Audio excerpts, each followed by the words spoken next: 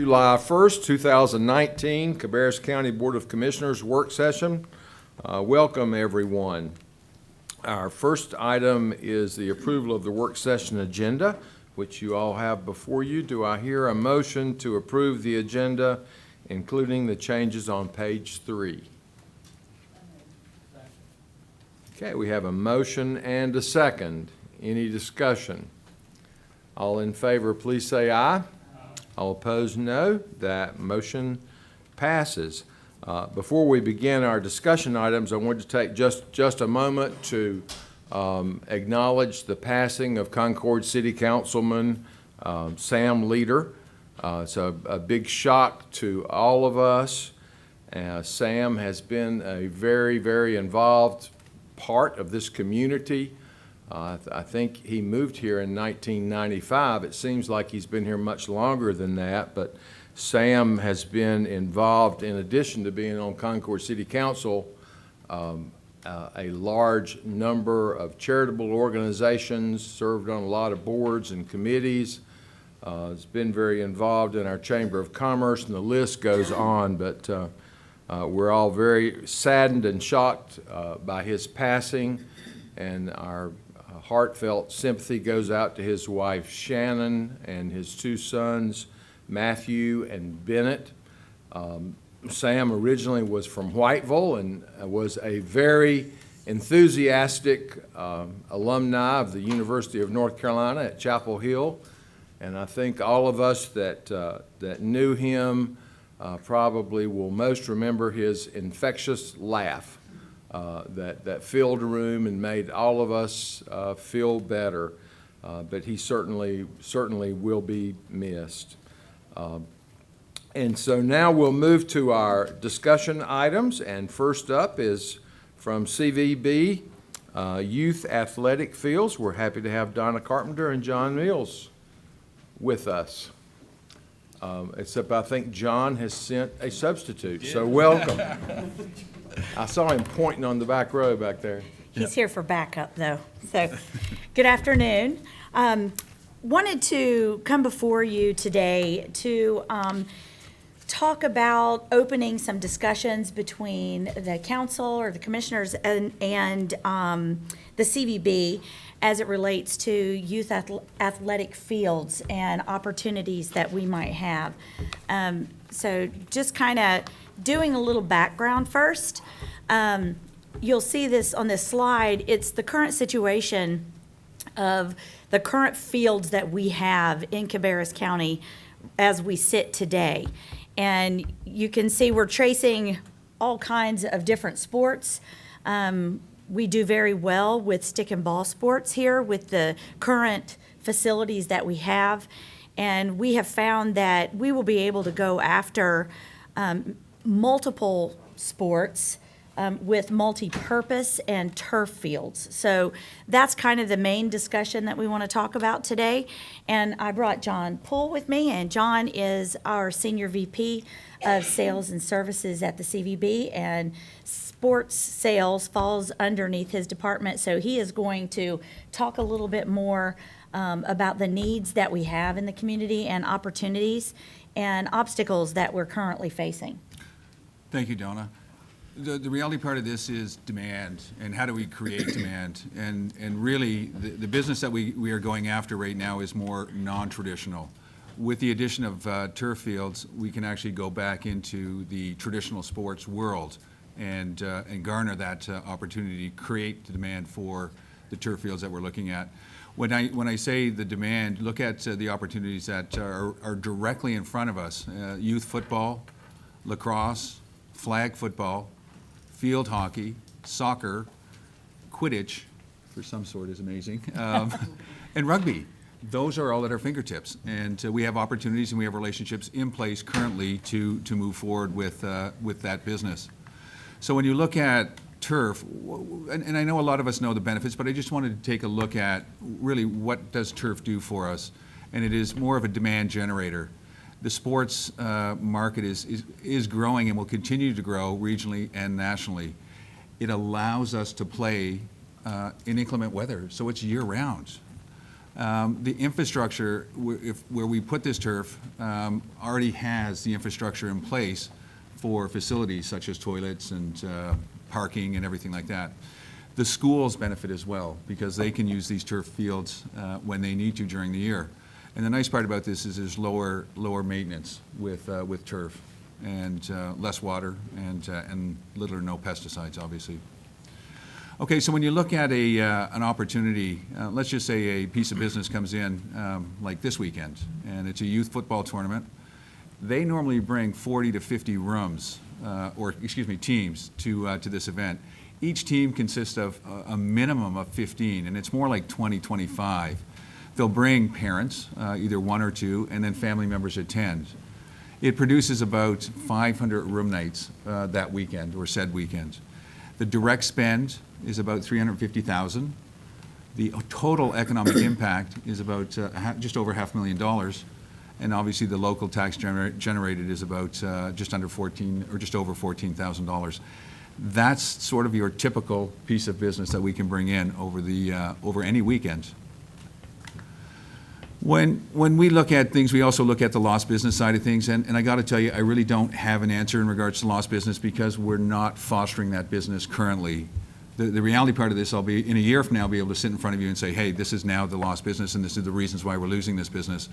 But we will focus, moving forward, on traditional sports that can play, and that's the lacrosse, the rugby, and things like that. And we will do that by attending the shows that we actually already are. And one of them is Teams, one of them is Connect Sports, and then the National Association of Sports, and the Sports Symposium. The reality part of this is turf fields mean new sports groups to Cabarrus County. So, with that said, that was quick, and a quick overview. And so what we are asking the commissioners to consider would be, sitting currently, there is approximately $1.6 million in the Sports Development Fund, and that money comes from the CVB and occupancy tax, which is the 5% each year. Pardon me. And currently, the balance is a little over $1.6 million. And our proposal is, we would like to turf Cox Mill High School football field, as well as J.M. Robinson football field, as well as 2 fields at Frank Bliss Park. There are 11 fields currently out there, and we would like to turf 2 of those. This would give us access after, if you all decided, and after Cox Mill and J.M. Robinson were turfed, we would then have 4 turf high school fields in Cabarrus County that we would have access to, or first right of refusal after the school system was able to meet for their needs. That would be the new West Cabarrus, Cox Mill, J.M. Robinson, and Central Cabarrus, which is currently already turfed. So we just want to start the conversation. I know that we haven't bid this out, because we don't know if you all would even be interested in moving forward with this partnership. But if we bid it out, and we know that it'll be cheaper to do them all while they're here, and if they're here doing West Cabarrus, and maybe we could get a discount on multiple fields with a company who's doing that, it would save us some money.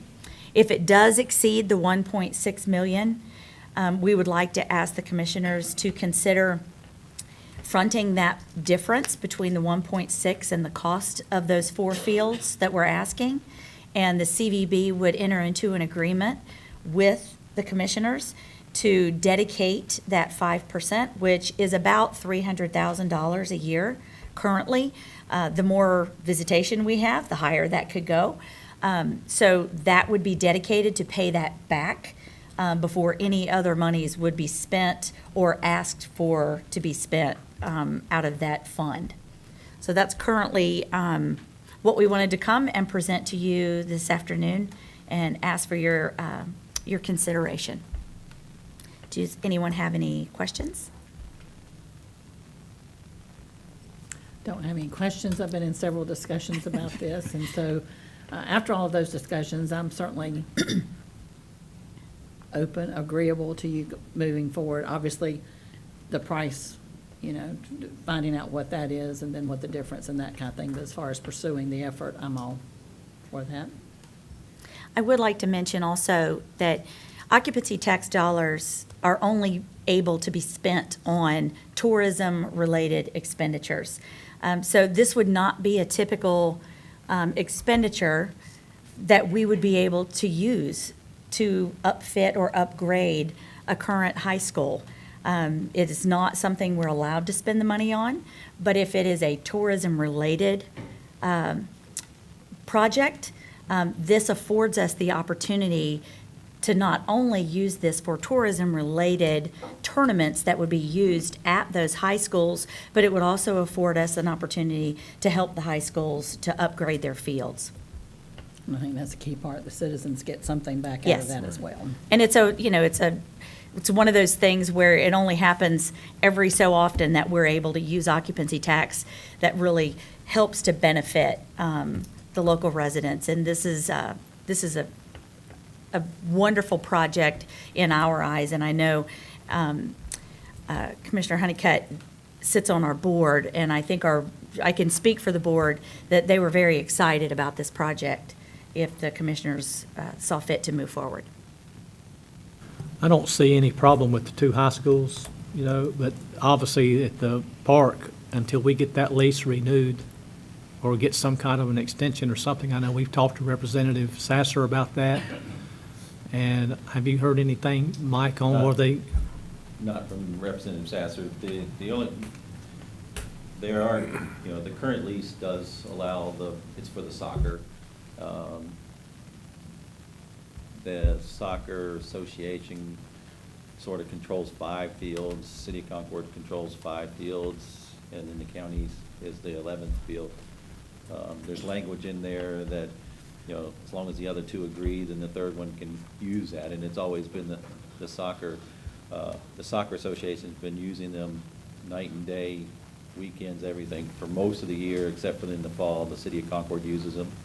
City of Concord's looking to expand some of their leagues. They need space to sell, so I think it's a great idea. I think we should definitely entertain it if we can, and then, but we'd start massaging that agreement as soon as possible. And they may be more open to it if they know they're going to have used to 2 fields as well. So, but I agree that we need to have some more discussion with that soccer group first. I think he's referring to the lease within the state of North Carolina. Yeah. Well, we've gotten, we haven't gotten it in writing yet, but we have got the verbal agreement that they are going to approve it. We're not quite sure if we were supposed to get the written extension a couple months ago, and we still haven't gotten it, so. So we can, before we move forward, we can quickly go to the state and sit down with them and say, push them one way or the other. The 2 high schools, no problem. A.L. Brown is actually turfing their stadium as well. I think they may come up a little bit short. Rowan County is paying for that one. And they may come up that we may use some of our funds, or request to use some of our funds to help them finish that project as well. So there's a lot of different opportunities, but the biggest thing is they need product to sell, and they have customers that are sitting there waiting for us to do so. And I think that's, and if you have a dedicated revenue stream to pay for those additional fields, then I think it's a pretty doable project. Oh, I agree. I think, though, however, that probably the better idea, and Donna, we've talked about this, would be a sports complex, but the money's just not there. I mean, I realize that you're looking at $13, $14, $15 million for a sports complex, but you're looking at 9, 10, 12 fields, too, that could accommodate some of these activities that, that you were talking about. And a big revenue getter also, you might say. But for the money that we have, this is the best option we have for the money we have. Because with the schools and the courthouse construction and all the different things that we got going right now, I think it would be hard to find $13 or $14 million. And it might even be hard to find the difference between 1.6 and whatever, because, we watch those dollars pretty close. Thank you, Donna. Well, I appreciate your vision, though. We too would love to have a sports complex. Yeah. And last time, Commissioner Shu, I think the last time, and that was several years back, it was a $17 million project, and that wasn't turf fields. So it was quite expensive. So, if you guys are okay with it, we'll move forward with the due diligence part of it as well, and then maybe come back at your next work session next month and have a pretty good plan in place to present to you. Yeah. I do have one question, just for the sake of education for myself.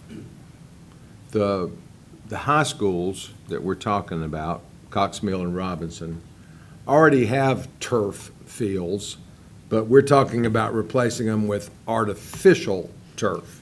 Yes, sir. That sometimes sounds a little confusing. Yes, sir. That's exactly right. And I apologize for not clarifying the difference, but yes. And you mentioned that would give us 4 high schools. With a think. synthetic turf. Well, actually, with A.L. Brown, Well, it A.L. would be Brown would be 5. the 4th. Yes. Well, No. okay, we got Cox You Mill, would have Cox Robinson, Mill, and Central. Robinson, and West. And the new West Cabarrus. Yes. Okay, gotcha. I was having trouble computing. I think it's a wonderful idea. And the one question about Frank List Park, would that be putting the artificial turf on existing fields as opposed to creating 2 new fields? Yes, sir. Okay, gotcha. Kyle and Londa and Byron worked really hard trying to locate fields out there or locations, and 2 things. One was, the easiest option is to go in and put turf those existing soccer fields. However, with the soccer agreement that's in place, the use would be very limited as to when we could use it. So until that's out of the way. So the other ones, we were looking down by the tennis courts, but then they would have to relocate several holes of the Frisbee golf tournament, plus build the parking lot, plus extend water and sewer lines. And so, in addition to, if you had football going, is Londa back there somewhere? Yeah. Football going and 11 soccer fields going at the same time, then it would probably be a pretty good traffic jam out there as well, so. Right. Well, we would utilize, the purpose of those 2 fields that we are asking for at Frank List would be primarily utilized as practice fields for tournaments that would be held at the high schools. Right. Then Well- if you put 2 fields out there, they're not gonna just be used for. Well, not You- just you may that, wanna not use them, just right? that, yes. As Well, we soon hope they're as, used all the time. They're gonna, So, yeah. Well, as part of our conversations with the state of North Carolina on that property, there are several hundred additional acres available out there. I'm talking about down the road. So we're having some conversations about that as well. So who knows? That may just be the beginning. well, and to, something else I did not say, that might be of interest if someone asks you all questions, is how did we choose which schools to turf?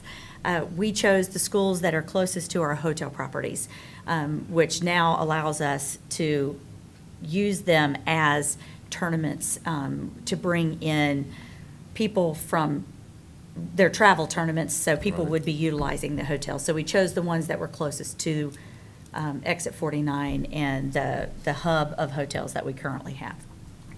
And I think the next conversation too is with Dr. Louder. We've had some informal conversations ourselves, but to get the formal conversations with their board as well.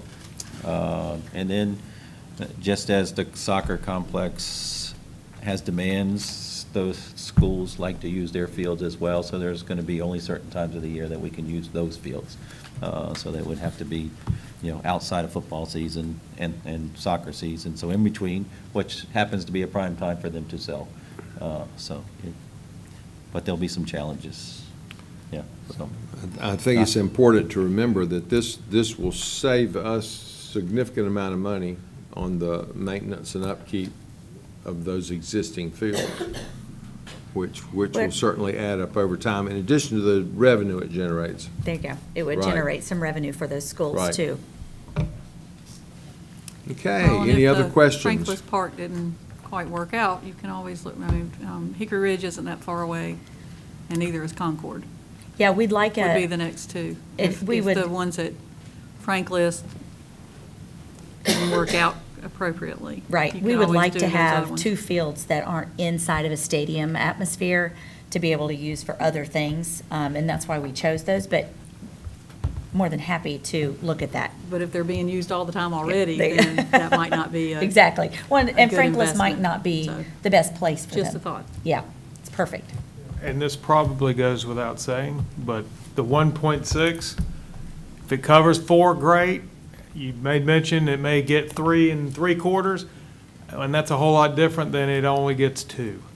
So preliminarily, you want feedback. It sounds very positive.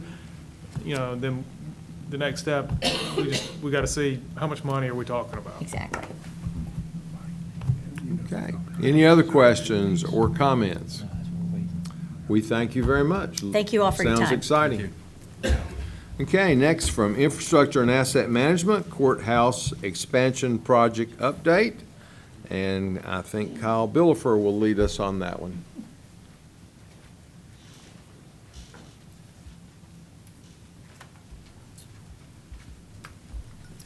I'd like to call up Judge McGee and Tom Potts.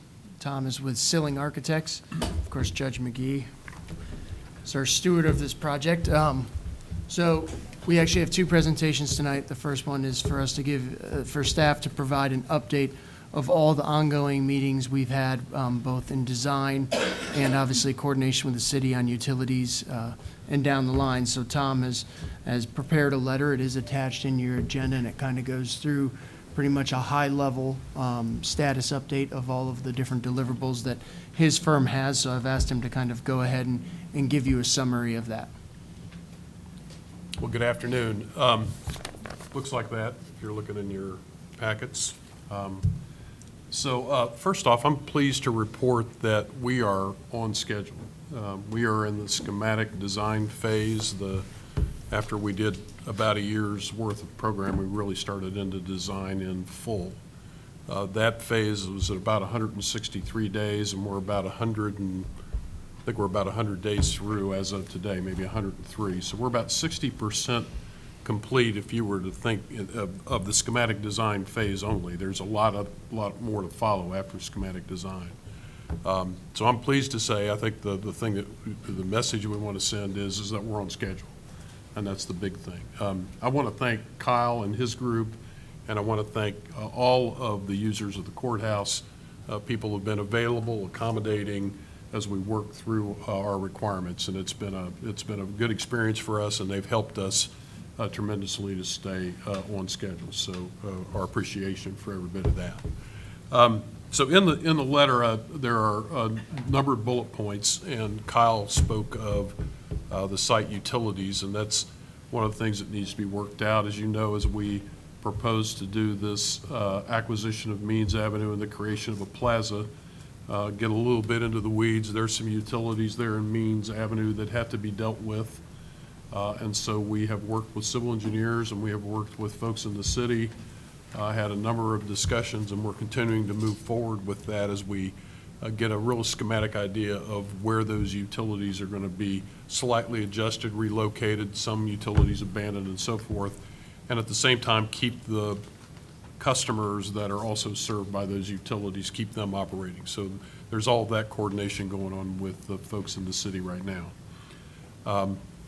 There's a discussion with the city and with members of the county on how do we treat Means Avenue from a programming standpoint, from a function. How does the city want to use it, that kind of thing. And Mr. Marshall has really kind of led that discussion and trying to be able to coordinate getting dates set with the county and all of the kind of the parameters of that. And we'll have further discussions as we move forward and we actually get into the amenities, if you will, of the public plaza on Means. So, so that's going on. The exterior images, we have, we kind of walked back over the last probably 2 months. We had finalized a couple of different images, and then we had some discussions about these 2 completely different design options, and we got input from the county. And the idea was to be able to take some things that were in each one of the designs and blend the 2 of them together to get the best possible design ideas of both. And tonight, when I'm finished here this afternoon, my business partner, Jody Driggs, is going to walk through that presentation. On the 9th of July, we are going to have a presentation it's the city council working meeting, I guess the equivalent of what you're doing here at the city level, and be able to share, predicated, I guess, on what we find out today, that we would have that discussion with city council as well.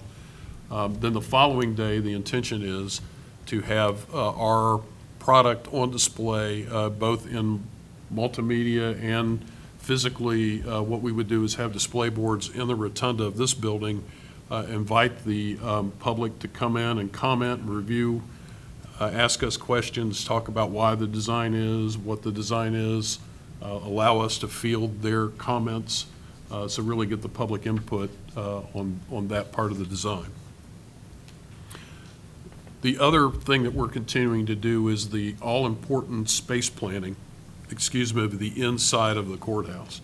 That's involved with meeting with the users and getting into rolling up your sleeves. And this is not necessarily about where electric outlets are going or anything like that. This is about the actual space planning, how their rooms lay out, how offices are adjacent to one another or courtrooms are located, and all of that kind of planning is going on.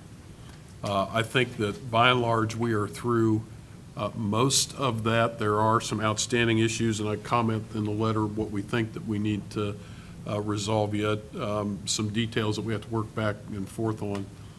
It is our intent that by the middle of August, August 14th, 15th, and 16th, I think what we want to do is be in a position where we're back here with the users, sit down with the DA's office, with the judge's office, with all of the clerks, with probation and so forth, and have their final buy-off on the actual space planning. Now, again, we're not talking about all of the technical requirements. We're talking about just the space planning. There is some additional higher-level courtroom planning that we're going to get in with the judge and with the DA and probably some private attorneys and other stakeholders, where we'll actually roll up our sleeves and drill down into those courtrooms, because there are a lot of important things that we need to be working toward. We're actually, I think you've heard this, we're actually moving to a place where we're going to actually build physical courtroom mock-ups, and that hopefully will be it'll be sometime, I don't know if it's September or when we get to that, but in order for us to be there, we've got to have some approval by the courtroom, the people that are using the courtroom, that our plans for those courtrooms make some sense. And the mock-up is a plywood mock-up where all we're doing is studying sight lines and just the space itself. It's not a finished millwork or finished product kind of a mock-up. It's just a functional mock-up, if you will. The rest of that letter really speaks to some more technical things that we're doing preliminary review with Kyle. We're getting, tomorrow we've got some people on site. We're getting deeper into IT discussion, information technology. We're getting deeper into the mechanical systems discussion. Even though we're deeper, we're still not down at a completely detailed level. And this is all about kind of quantifying and qualifying a preliminary set of schematic design drawings that we're going to provide to Messer, who is your Messer Construction, who is your construction manager. Now, we have been working with them already, a number of phone conversations and face-to-face meetings and so forth, discussing some cost implications of what we have done thus far. But on the 31st of August, it's our intent that we will deliver to them a set of schematic design drawings for them to do their schematic design level pricing. That's not the final pricing. That's more of a pulse check at this time to say, are we still on track for our budget? Because we want to know, before we get any deeper into things, how are we doing? Because here's what we said, the project was going to be X dollars, and we want to adhere to that. So this is kind of the first, we kind of collected everything together from the design intent. What are the cost ramifications, and are we still on track? And so sometime later, we think it's probably in November, thereabout, we would be back before this group and say, at the schematic design level, here's where we are, here's the report on that schematic design, and asking for, I guess, official approval at that point in time of the entire schematic design. Meanwhile, we're going into deeper level on the design development level, which is where we really get into the building systems. So September the 1st, while Messer is doing their pricing activity, we're actually still continuing to move forward with other parts of the design, the technical, we're really turning the corner on technical development of the project, if you will. So I think that pretty much does it for me. And I don't know, Kyle, if there are other things that you want to add to that. Yeah, I just wanted to clarify a few points. In terms of how this process works, it's much different than our other design projects that we do, where we go through a full design and bid it out. So obviously, they need to have these SDs or these schematic designs done so that they can get a pulse check on those numbers. And while that's being done, like Tom said, they dive deeper into the design. Where are the outlets? Where's the space? What type of furniture it is? So we'll continuously be moving as Messer, who, if you remember, the board did approve a pre-construction contract. So that is what we are paying for, is those pre-construction services that they're doing right now on the pricing of these SDs. Also in that contract for the pre-construction was the mock-ups of those courtrooms. That was included in allowance. So those will actually be constructed at our new operations center, since we have plenty of square footage there. So obviously we can't commence with any type of other construction in that facility until we build these and obviously get them approved and take them down. The reason that the team wanted Judge McGee here is when we come back up in front of the board with a full-on interior space planning and design, it'll be Judge McGee that is here to express that from the end user, as a steward of this project, that we have met with all of the end users, we have shown them their space, and they have given us the approval. In some cases, it'll actually be a physical, official approval. In terms of adult probation and juvenile justice, we will literally get a signed copy of our prints back from the state. From some of the other users, it won't be that official. That'll be Judge McGee that is here in front of the board saying, yes, they listened to what we need. They went through the interior design and the actual process with us, and we agree to what they are designing. That was something that the board was very clear that you wanted. So I just wanted to make sure that, let you know that will be Judge McGee's role as we bring these designs back up.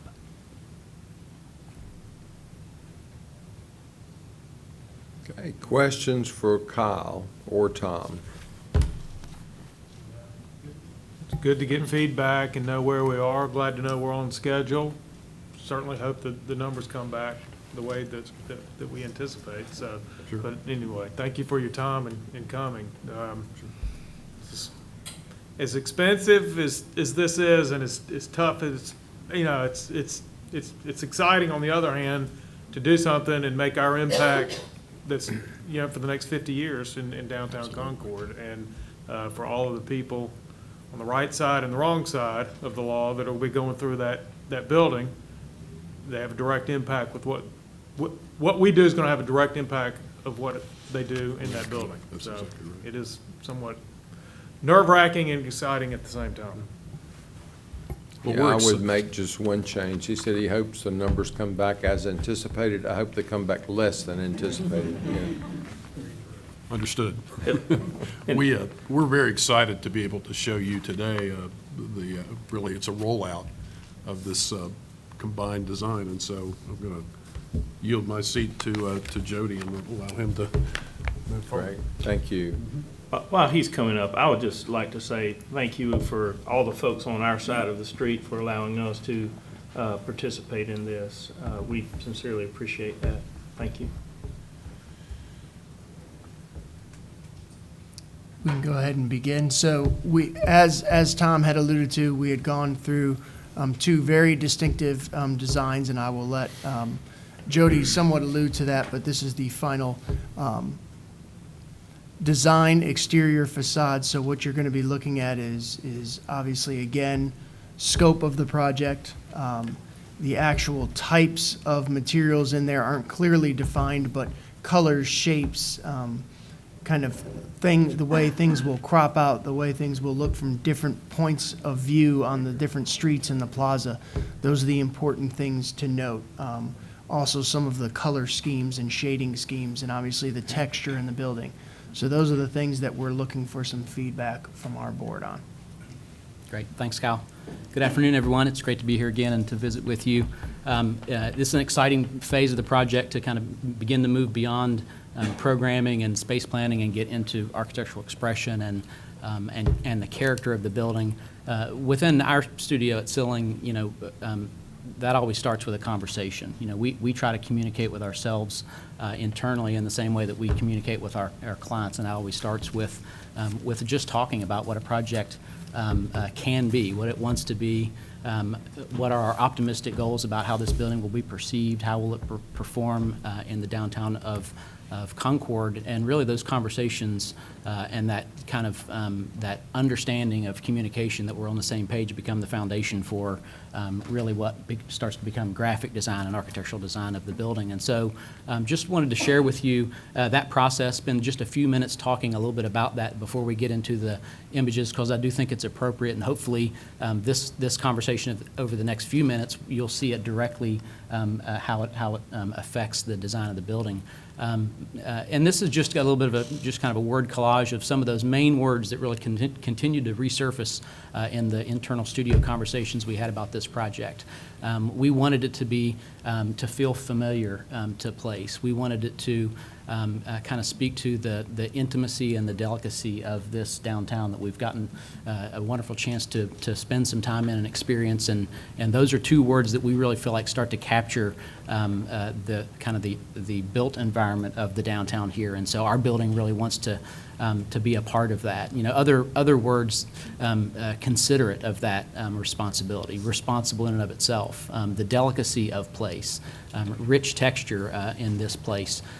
Ultimately, some of the bigger words that kind of started to bubble to the top was this idea of we wanted this building to really feel like it was woven right into Cabarrus County and the downtown, and that leads to the broader idea of being contextual. Can this project be contextual in the way that it's put together? And so just to spend, again, a few brief moments talking about what that means to us.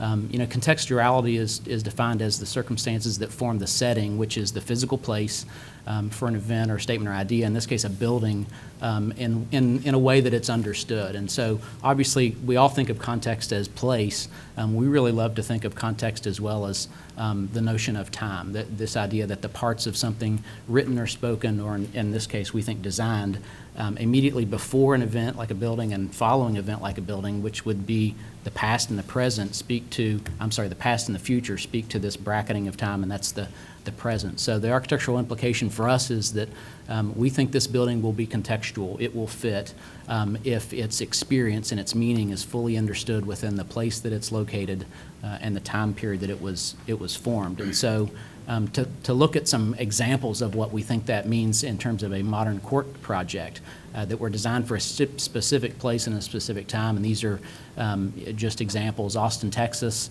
this really white crystalline geometric building, and appropriately that's Salt Lake City, Utah. This building down on the bottom left is the Palace of Justice in Cordoba, Spain, which happens to be a place where there's this really rich Islamic community, and you can see that kind of the subtle ways that that's starting to bleed through some of the patterning of the building envelope. And these are really well-recognized and exquisite modern justice facilities. And so what does that mean as we take on this responsibility of designing a contextual building appropriate for place and time for this place of Cabarrus County, and just being cognizant of that as we moved forward. One of those words that we kind of continued to think about was an intimate building, or intimacy, and this idea that it's familiar to people. So, what aspects of the project's context, we don't think that's limited to just architecture and landscape, but really maybe at a broader scale, culture.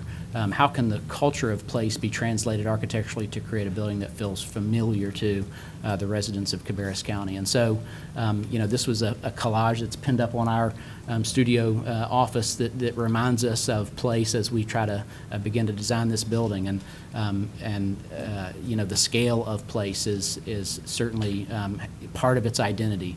The connection to the arts. There's just a wonderfully thriving arts culture here in the city of Concord and Cabarrus County, both an appreciation of arts and the creation of art. There's almost kind of this maker kind of attitude toward arts.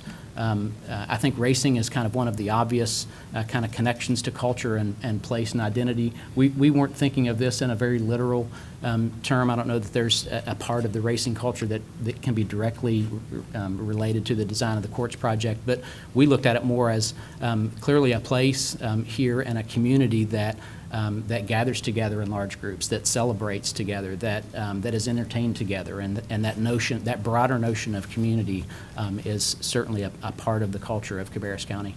And then one kind of final note there, and that's kind of the textile kind of component. Certainly, you know, this part of the country and this county in particular has a long legacy and a rich history of a connection to the textile industry as a foundational element of the economy, as a foundational element of many, many families that have come up through the generations here in the area. And it's an industry that continues to evolve and in some ways continues to be a regional and global leader. So is this something that can influence and be a part of the project in I think most importantly, at a subtle way, as we talked about some of those influences in other projects. I think subtlety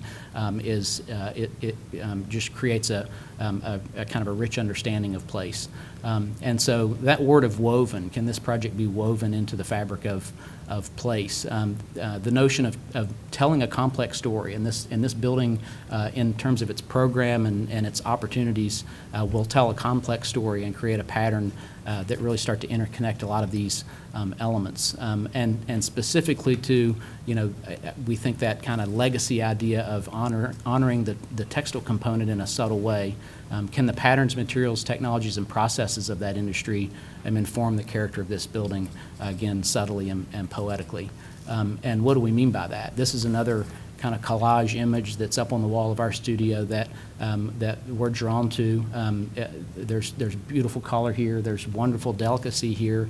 There's natural materiality here. There's beautiful contrast. There's a notion of making and a kind of this just an artful idea that's not you know, kind of overly overt in terms of this connectivity, but connected to the history of place and some of the kind of the languages that inform the culture of place. And so architecturally, that can be a very abstract idea, this notion of the weaving together of interconnected elements. It could be the weaving together of building materials, the weaving together of you know, kind of specialty elements, even the weaving together of light and shadow as a poetic kind of gesture to that. And maybe equally poetically, but maybe less subtly, we think that notion of woven can be expressed in the art forms of the building. We think it's appropriate that public art be a part of this project, whether it's in the major public spaces or a part of the landscape. But we really think there's this beautiful opportunity to connect to the legacy of place. And this was a little bit of a confirmation that I think we're thinking about this project in the right way as we begin to design it, and that is this word texere, which means to weave, the Latin for to weave, and it is etymologically the root word of both context and textile, two of the things that were really kind of kicking around as we were talking about this project. And so we think this will be a successful building as it's woven into the fabric of its context and creating these interconnected compositions. And so what is the composition that we're kind of weaving together? And it's quite dramatic and it's quite diverse. We have the historic courthouse of 1876 and the existing courthouse of 1973 as part of our immediate context and a part of what will become a campus, and we'll kind of talk a little bit about that as we move through. The opportunity of Means becoming Means Plaza and defining entry to the building and really reaching out and starting to connect to the broader kind of context of the downtown here. And so that leads us to the kind of the big drum roll of the exterior expression rollout. So this is our kind of first view of the project. This is kind of a ground level perspective, and we're standing on Union. We're looking up what was Means. A one-way car would have been coming right at us in this view, but this was going to become a very richly detailed, very active and animated public pedestrian plaza. that is this procession from the parking garage that is behind us in this view, leading us into the major public entry of the building. We will be, kind of forever processing beside the historic 1800s courthouse and really honoring that as a part of the campus in, we think, an appropriate way. And so that new entry element is, while the primary kind of composition of the building is a 4-story mass, the entry element steps down appropriately as this 2-story volume, more in scale with the height of the historic courthouse. You can start to see a little bit of some notions of materiality and rhythm that we'll get into maybe in the next image. But really, this is the idea of the front door of our new building forming this great outdoor room that is Means Plaza and becoming kind of somewhat the terminus point to define that rich public space. So this next view is kind of more of a perspective view of that 2-story entry element. And you're seeing the courthouse, the historic courthouse obviously there on the right, and this idea of this long procession into this front entry element. Important to note, this kind of glass box that is the entry is accessible both from along Means from Union, but also down Means from Church Street on the other side. And I think this is an image that starts to capture a lot of what we were thinking about in terms of weaving together all of the kind of parts and components we have to develop a rich composition. You're starting to see the colonnade that kind of marches down both sides of this entry element, and that is kind of playing off of some of the materiality and geometry and proportion of some of the other elements of the campus, but in kind of a monumental and very stable way, which is appropriate for a judicial complex. But also you see kind of how that is softened and much more transparent in terms of the interior volume, as opposed to a kind of this solid brick masonry interior volume of the existing courthouse. We see this much more transparent, this much more animated building interior. One of the other elements that I'll note on this image is the idea of sun shading as a really intentional part of the project. We love this notion of transparency, that the building is going to help animate the city and engage the city, and that's also kind of poetically appropriate, this notion of transparency and accessibility as a part of the justice system. But in that we want to have these great light-filled interiors, we need to control the light, filter the light, be cognizant of glare and heat gain within the building. And so on both sides of the colonnade here, just on the interior layer, is this kind of custom sunshade that is really the most kind of direct notion of this idea of woven into the fabric, and we've kind of been referring to it as the loom. It is this kind of metal veil of an element that we are dropping down that will filter light and create shadow as light passes through. This is a view of the building from Church Street, and so we're just kind of diagonally across the corner from the Church and Means intersection, and so you can see the 2-story entry element on the far right of the image. That is the other side of that kind of 2-story glass boxed colonnade entry element. And really this facade of the building is dominantly public space within the building. It defines how you get into the building. You can see a somewhat transparent vertical circulation stair, a grand stair that becomes this kind of vertical marker of the corner. And then all along Church Street is the pre-function spaces or the gathering spaces that the public will use to engage the 12 courtrooms that are accessible on the 2nd, 3rd, and 4th floors of this building. You can just start to kind of make out in this view the first floor, the ground level floor, is actually kind of the back side, the private office side of the various clerk spaces that serve the first floor of the building. The 2nd and 3rd floors are the district courts, and the 4th floor is the Superior Court. And so we were really wanting to try to strike a line on this building, marking that 3rd floor elevation, which is kind of a height within the downtown that is predominant and kind of really establish that line within the greater context, and then likewise express that 4th floor Superior Court pre-function space in a little bit of a different way. This is more of an elevational view of that same side of the building. This is as if we would be on the roof of this building, the county government building, looking across the street. Sometimes as we force the perspective, it's a little bit harder to kind of get a sense of the scale or the size of the building. So this is kind of looking more straight on, a dusk image, and kind of getting that sense of all of that lit interior public space, and the idea that the activity within the building will help animate its surroundings. And then as we kind of come back to the other corner of the building, this is at the kind of the Y intersection of Corbin, looking right across the street, and you're focusing on what is here expressed, the three largest, most ceremonial court spaces within the building that are kind of the termination of these long rows of 4 courtrooms on every floor. And we wanted to kind of independently kind of illustrate or express the pre-function space, which is kind of stepping out and facing the street from the 3 ceremonial courtrooms themselves, which is that other kind of warmer wood rendered volume with the 2 large vertical openings in it, as very clean kind of expressions of those ceremonial courts marking the corner of the building.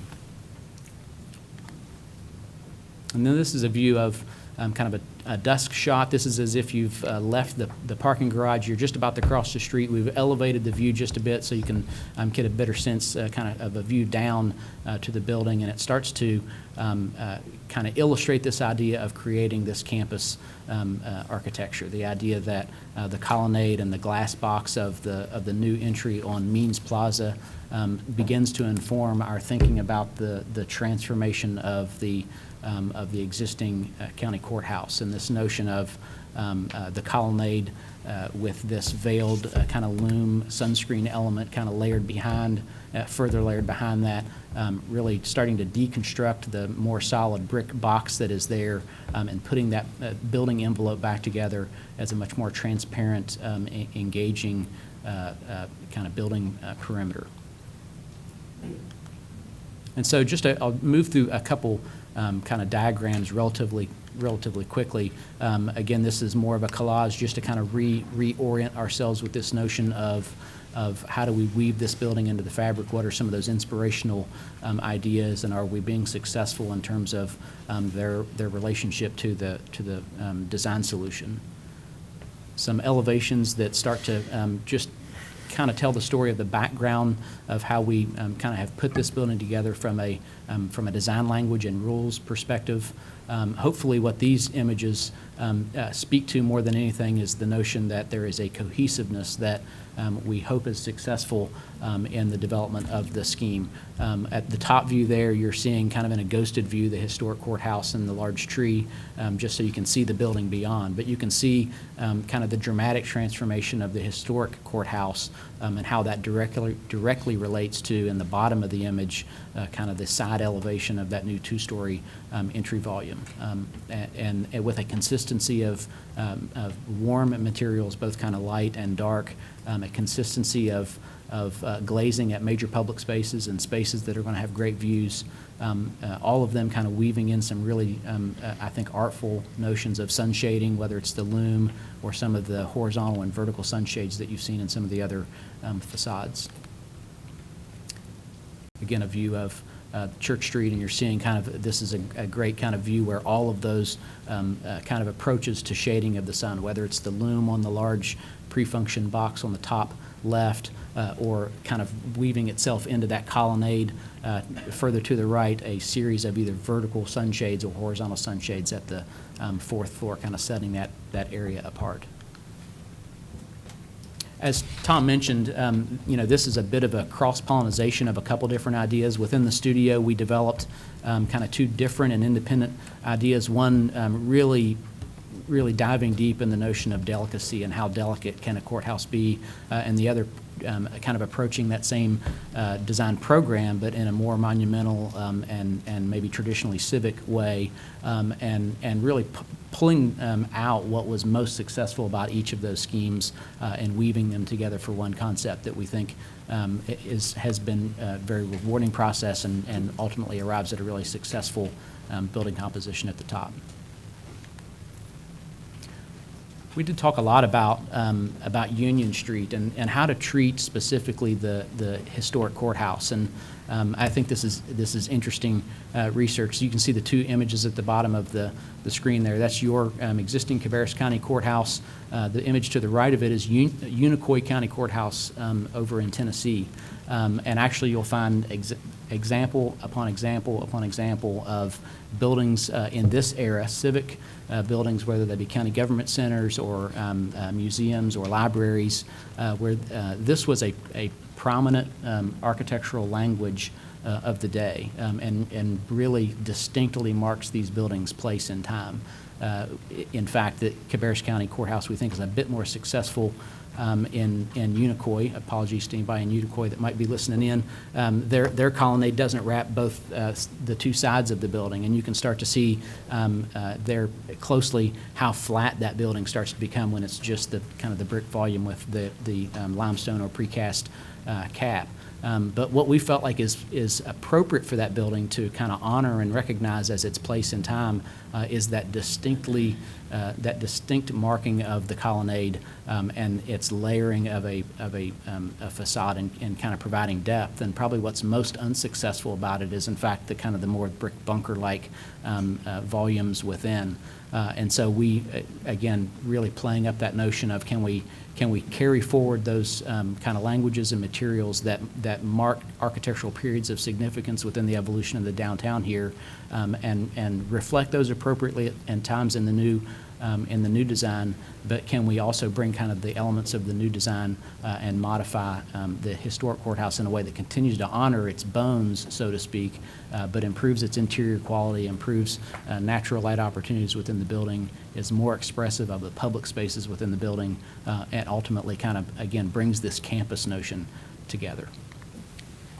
This is just one kind of moment in time study that we actually looked at in terms of the modeling and the rendering, and just taking a view of the courthouse, the historic courthouse, kind of through the colonnade. This is, again, just one kind of split second in time as you're walking up the sidewalk.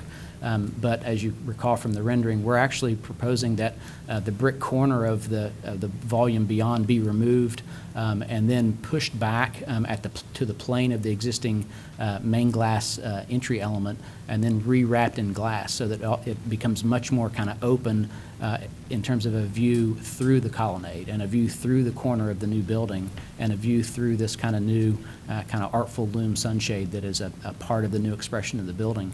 And I think as this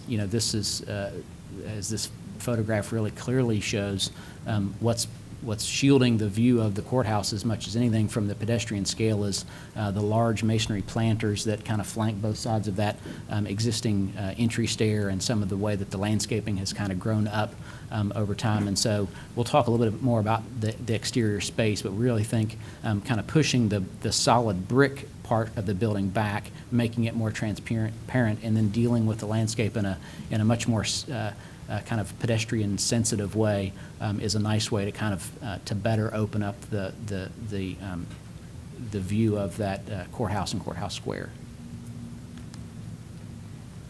And then to kind of come back to the idea of Means Plaza and the outdoor public space, we engaged in a design charrette with our design partner Kimley Horn, and they are a local land planner and landscape architect, to talk about what the opportunities for this place would be. And let me start by kind of reinforcing what I think Tom and Kyle might have alluded to, and that is this is all work that we're just doing in a vacuum right now. I think what is ultimately going to lead us to the right approach is to have conversations with the stakeholders, the users of this space. But from purely a design perspective, we were investigating kind of the scale of the space, the potential uses for the space, and what's going to be kind of an excellent, rich public space that is appropriate to the excellence of the downtown of Concord, the excellence in the way that the county serves its citizens. And so this is just a kind of a collage of pattern and landscaping and art and water feature. And we really see everything about this slide being an opportunity to kind of weave into the design of the plaza. And so what you've seen in the renderings this is kind of an aerial view of that. Just this notion of understanding there's a large public space, there's an opportunity for grand gathering. There's also this procession into the building that we talked about. There's also kind of the path directly, I guess that's kind of west of the plaza along the face of the historic building beyond. We need to think about how this public space engages and starts to kind of stitch itself together to the historic lawn of the historic courthouse. And can we create kind of a variety of spaces, both large and small, kind of corporate and intimate for people to gather and activate this space. So just, again, kind of hearkening back to that ground level perspective to get a sense of, again, the scale. It's really a rather large outdoor public space when you take all the cars and the lanes away. That it's a place where a lot of people can engage, whether it's in a formal activity or event or informally.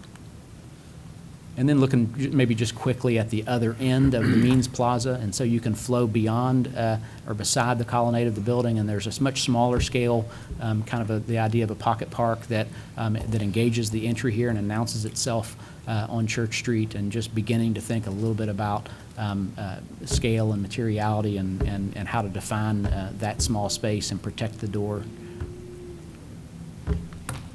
Excuse me, one last image, and that is kind of the rethinking or the reimagination of the current entry into the existing courthouse, which will no longer be an entry. We really are trying to move everyone in the design over to Means and access the building in the one place that the public needs to come through and be screened.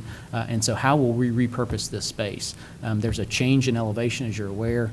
There's some larger kind of planters and landscaping that we think needs to be removed, but we really love this idea of a terrace, a green terrace or a garden terrace that kind of harkens back to this notion of stair, but doesn't invite entry. It doesn't announce itself as a stair that you can access going up into that covered space. I think it, depending on how we detail that and how it's going to be managed, it potentially could become a great space to participate in and observe or be a part of an event along Union Street, whether it becomes the best place in town to watch the parade or the parades that come through town, or even as we continue to rethink how all of the exterior space is used. Is this another part of the city that the streets can be shut down, there can be outdoor concerts, events, fairs, and again, this becomes this almost garden amphitheater where people can sit in a cooler shaded way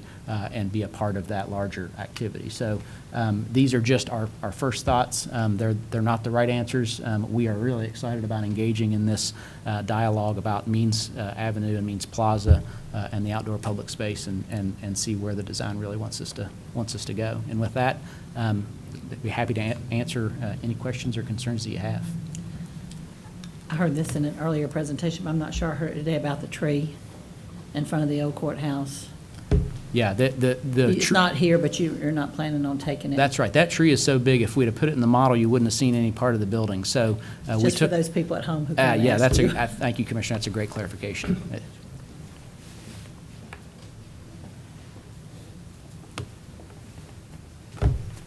Thank you very much. Thank you. Any other questions? It's exciting to see it shape up. Thank you. Thank you very much. Thank you. Okay, we move now to item 3.4, which is our Innovation and Technology Report. And we're happy to welcome Debbie Brannon and crew.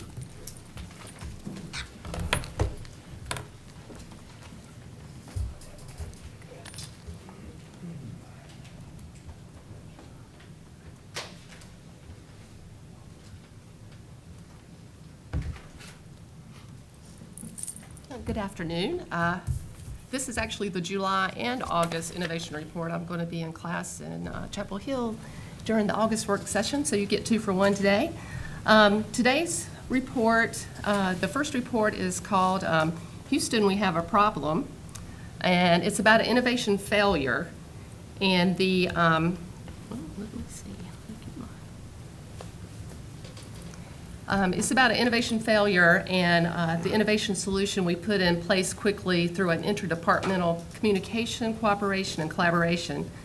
As you know, we've been talking about creating a culture of innovation, and having a culture of innovation means we're going to have failures. And how we respond to failures is just as important to a culture of innovation as our successes are. In the second report, we're going to talk about an example of a multi-jurisdictional project that involves waste and recycling tools to increase awareness of recycling and solid waste disposal options. So Houston, we have a problem is first. Today I have Brittany Kaiser. She's one of the newest members of our innovation team, and Amanda Wilkinson from the Concord Library to discuss the summer reading program. Last year we created an online summer reading registration form with the goals of improving access to participants and creating a back-end workflow for processing registrations and reading logs. We plan to use the same form processing this year with some enhancements based on constructive criticism from library staff. Emery Ortiz, the library director, contacted IT the day before the summer reading was to go live, saying that the form processing was not working as expected and they needed another option. The workflow was cumbersome and overly complicated for the simple process they needed to accomplish. So our innovation team pulled together to discuss alternative options. Two of our team members had just returned from a Microsoft Business Applications Summit where they learned how to quickly stand up business applications using Office 365 resources and Power Apps. The team pulled together and created a new solution using Microsoft Forms, Power Apps, Flow, and SharePoint. And Brittany's going to talk about that.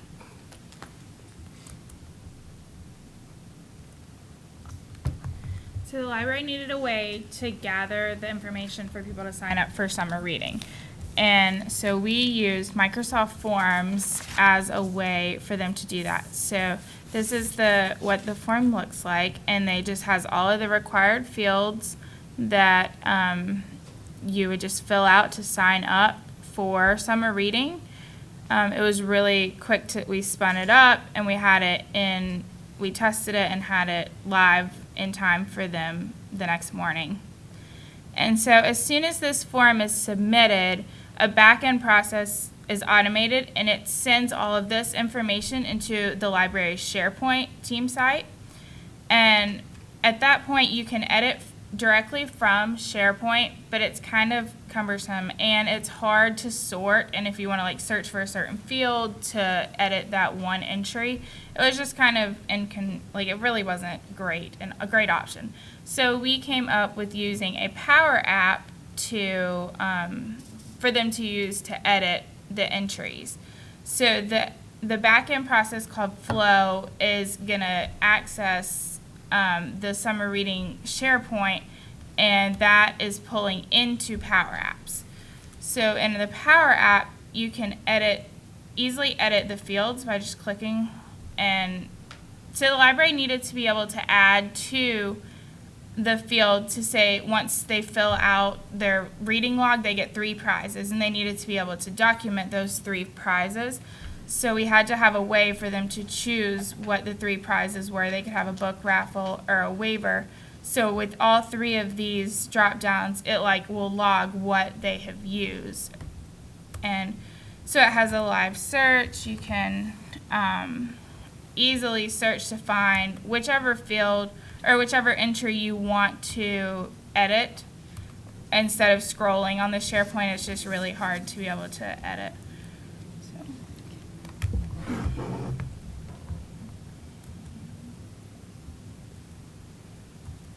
So on the back end of the Microsoft form, it also has some really neat stats. And when I pulled these stats this morning, we had 3,649 summer reading registrations.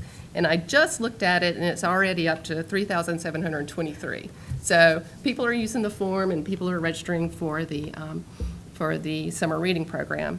And interestingly enough, you can see we have a lot of 18 and up as the age group. That's, I think, maybe one of the highest registrations Amanda said we've had for adult readers as well. So that's one way we can see on the back end. Also, This is a distribution of the reported home library that the summer readers report. You can see Concord, Harrisburg, Midland, Kannapolis, and then Mount Pleasant there. And I'm not sure what other was. Maybe they just do everything online, so. If you want to register online, if you're listening in the viewing audience, you can go to cabarruscounty.us/SRP, which stands for Summer Reading Program. And you will also see links there to register for summer reading and summer reading activities. And I'm going to let Amanda talk a little bit about what's going on with the summer reading activities. All right, so a little background on summer reading. Originally, summer reading was designed to prevent the summer slide. So when kids get out of school for the summer, they stop reading and doing schoolwork, and they can slide back in their reading levels. And I'm sure the same thing happens for math and everything else as well. Just because they're not using those skills over the summer, it's like if you stop practicing a sport for a few months and then you get back to it, you've got a little bit of a slide. So we want to prevent that. We want to keep them reading and using their brains all summer long. So that's what summer reading originally started as being about. Now we kind of try to use it as an opportunity to engage the whole community, the whole family. We want adults to sign up. We want teenagers to sign up. Everybody can read over the summer and do other activities. So a few years ago, we redesigned the program. It's not just about reading anymore. There's other stuff involved too. We have reading logs for every age group. That's why we want to track how many we have for each age group. All the logs are pretty much the same. You have 10 blank spaces on the front. 5 of them have to be time spent reading. That can be listening to audiobooks. It could be reading out loud to somebody else in your family or your life. It can be reading on your own. Anything counts. The amount of time spent reading differs for different age groups. We don't track how many books anymore. That's not really fair. If you're reading War and Peace over the summer, it might take you the whole summer. If you're reading a little tiny beginning chapter book, it might take you 30 minutes. Just depends. So that way we track amount of time spent reading, not the quality of what you're reading or the book that you're reading. The other 5 spaces are blank, and you can fill them in with activities from the back. So all of them have different activities based on their age group. For the ages 0 to 5, it's really early literacy based. It's counting and practicing your alphabets and doing different things that are great for building those pre-reading skills. For the older kids, it's different activities. Sometimes it's game or solving puzzles, reading out loud to somebody else. And they kind of differ depending on the ages. I did try to overlap some of the adult and the kid ones overlap. That way the family can do stuff together and they both get credit. When they finish a log, they come back in, they can get a prize. We have books, free books for everybody, all age groups. We have a raffle that they can choose to enter. If they don't want a free book or they don't see one there that they want, they can enter to win a $25 Amazon gift card. And then we also have fine waivers for $2. So if you have fines on your card, you can read them down, basically. And then they can do 3 logs all summer long. So they can get up to 3 prizes. They could get 1 of each. It's really customizable, so it allows for different, if you have different interests in reading, some kids are like, yes, I'll be done tomorrow. And some kids, it'll take the whole summer to finish 1 log. And that's okay. We try to make it customizable for everybody. Same thing with adults. We also give away prizes when you sign up. Just for all the adults in the room, the prize is a bag for you. I know you're pumped, super excited, free bag. We have different toy prizes for kids and a fun prize for the teens too, but I think that's part of why the adult one is shot up a little bit. That bag's pretty exciting, guys. I feel the excitement in the room. So that's how summer reading works. That's the part that you can take home. That's the part they register online, and then we can track how many people we had in each age group. We can track how many prizes we gave away so we can plan for next year. We can track which branches had what ages. That way I can plan for how many reading logs they get next year in that age range and things like that. We also have fun programs all summer long. We have a calendar that this is programs that are shared across all the branches all summer. So these are just the programs that happen at all the branches. This doesn't count the things that like Concord is the only one doing or Harrisburg is the only one doing. We have programs every week all the time. It's insanity. I think the IT team saw a little bit of that insanity on the first day. We had a big Orbit Earth Expo in the auditorium with giant inflatable planets. They had the Earth and the Sun and the Moon, and she was talking about movements. We had 218 people come to that program all day long that Friday. Plus we had music and movement, which is a preschool program, so it was real crazy that morning. Since the beginning of summer reading on June 14th, just in Concord, just in the children's department, we've had 28 programs and we've seen 1,020 people come to those programs. That's just Concord, that's just children's, it doesn't count adult or teen events. I'm sure there are huge numbers like that from Harrisburg and Kannapolis as well. Probably some pretty impressive numbers from Midland and Mount Pleasant too. So it's our busiest time of the year. Come and see us, register online, get your stuff, get free stuff. Come do it. Thank you, Amanda. As you can see, Houston, we had a problem, but Houston, we have liftoff now. So anybody have any questions about the summer reading or the solution put in place? Out of curiosity, on the age brackets, it went from birth to death, and then there was an other. I'm just trying to figure out what the other could possibly be. Prefer not to report. Okay, thank you, Amanda, Brittany. Our next solution, we've got Kevin Grant, the Cabarrus County Sustainability Manager, coming up to tell us about our multi-jurisdictional project with Cartology. Yes, thank you. We've been live for about 12 months now. This was a collaboration with City of Concord, City of Kannapolis. Really stemmed from us trying to get together and saying we really need to have a common message out there in terms of what's acceptable with regards to recycling, where you can take items, what you need to do with certain trash.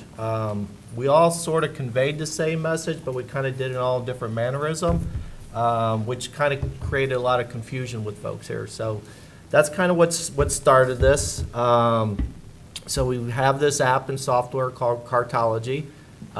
It's available on the county website, City of Concord website, and City of Kannapolis website. And it's also available as an app on your smartphone. Really good device. Good way for us to get messages out to folks if there's different alerts, say if there's a snow or ice storm or something that prohibits trash and recycling collection being collected on schedule. We can send out a message. It comes out as an alert on your phone. We can send out messages about certain items that shouldn't go in a recycling cart. So different messages like that can hit. You also see your recycling and trash collection schedule. You could look at it on your smartphone. You could also print it up. I know a really neat thing that we've been able to do is for some seniors who don't have that ability, don't like to go to computers, they can give me their address. I could print up an address and mail it out to them. So it's a really nice, easy feature that we can do for folks. Another thing too is we can also let folks know when household hazardous waste collection days are. So it's kind of an easy way to reach out to folks, much more folks more efficiently. So it's really a neat feature there. Just next slide. Yeah, that's the next one. Okay. Just talking about the schedules. It's also a neat feature here. It's a redirect feature. So if you're typing in an address, say you're on the county webpage and you're a City of Kannapolis resident, it will actually direct you over to the City of Concord webpage. So it kind of eliminates the frustration that folks might have trying to find what their address is. It also goes so far as if there's a Cartology or the company that manufactures this software, if you punch it in there, it'll redirect you. Say if you're a Gastonia resident and you're on the City of Concord webpage for some reason, and you punch in your address in Gastonia, it'll actually redirect you over there. So really neat feature there. As this stat here shows the number of redirects that happen, I can see that there's been a few, and like I said, it's a nice feature that'll redirect automatically instead of somebody being frustrated, not knowing where to go, and having to call one of us. So hopefully, like I said, reduces the amount of frustration. The really cool thing that we're starting to like with this is it's giving you a lot of good data in terms of who's looking at it. This is just unincorporated Cabarrus residents here. So you can see that almost 4,500 people have searched for their address. 70 people have actually printed that, which is kind of good to see people that aren't wasting paper and printing stuff, but you can do it if you want to, but it's all electronically. 665 people have different reminders in different fashions. There'll be a reminder that comes up on your phone like the night before saying that you have a trash or recycling collection day, or that household hazardous waste collection day is tomorrow, so don't forget. Okay. The Waste Wizard here, that's available to anybody. really neat thing that if you're looking to get rid of anything, such as a mattress as you see here, but something that you might think is recyclable or is trash, or if it's a TV set, refrigerator, tires, whatever, there's a drop-down box that you can punch in just about anything. Tells you where the item is accepted for waste collection, or if your municipality or the waste provider does provide curbside pickup. Like the example here is the mattresses. It does say that contact Republic Services to schedule a pickup. It also shows down there that you can take it to our construction and demolition landfill for disposal as well. And then when you click on that, it actually gives you a map and provides where to take it to. It also has the link to our website to give you more information about the landfill and what services we provide you. And then, like I said, once again here, which we're really starting to like here, it's starting to get an idea on what people are searching for, what they're trying to get rid of. Mattresses have been top on the list here for the last year. Styrofoam's a good one, and sharp. So it gives us, within the city and the county, a good idea in terms of how to provide public outreach here. Trying to pick an item to say, if mattresses seem to be the #1 item, where you can take mattresses for disposal, or can you just take it out to your curb? Styrofoam's a big item. It's always top 5 because a lot of times you're looking to get rid of it. You think it's recyclable. And then from there, you click on that, get more detail, and we tell you what to do with it, so you dispose of it properly. This is also a great tool, as if we've been talking for the past several months about contamination within recycling and actually putting the wrong material in your recycling cart. This is hopefully will help allow folks to put the right thing in the right cart and to actually recycle right. And this also allows us to kind of keep, changing with the times when certain things might not be accepted, or if we see certain items that people are looking for, like I see plastic wrap is on there as well. Trying to do like campaigns and outreach in terms of where to put stuff and make sure it's either recycled right or disposed of properly. Thanks, Kevin. Does anybody have any questions or comment? I know that you're talking about the strategic planning sessions that we've had in the community, libraries, and waste collection is a hot topic out there. So it's kind of a timely topics as you start talking about your strategic plan. Any questions? I think it's about time for my cartology alert to go off. It usually goes off during this meeting, telling me to roll my cans out. That was the one thing I was going to ask, who all has cartology on their phone right now? Okay. So there's potential for more folks. I will say that people that do have it, they do come to us and say it's a really neat tool, and it does give you some good reminders. And the last thing I have is my plug for the Employee Digital Book Club. And our book club currently has about 64 members, and this book, The Power of Vulnerability, was recommended by several of our participants. And we're going to listen to this over July and August. It's by Brene Brown, and it's teachings on authenticity, connection, and courage. June's book, The Art of Optimism, is not recommended by a majority of the participants in the online book club. So if you haven't listened to it yet, you might not want to. Many of the book club members didn't like the author's approach to telling a story. So hopefully this one, I'm optimistic that July and August's book is going to be better received, but it did create some discussion, so it was nice to have. I appreciate the authenticity of the employees who had the courage to make a connection online and discuss their honest assessment of the June book. And I look forward to learning more about authenticity and connection and courage from Brene Brown and the Employee Book Club participants. Great. Thank you very much. Okay, next item from Tax Administration, 2020 revaluation update, and we're happy to have David Thrift.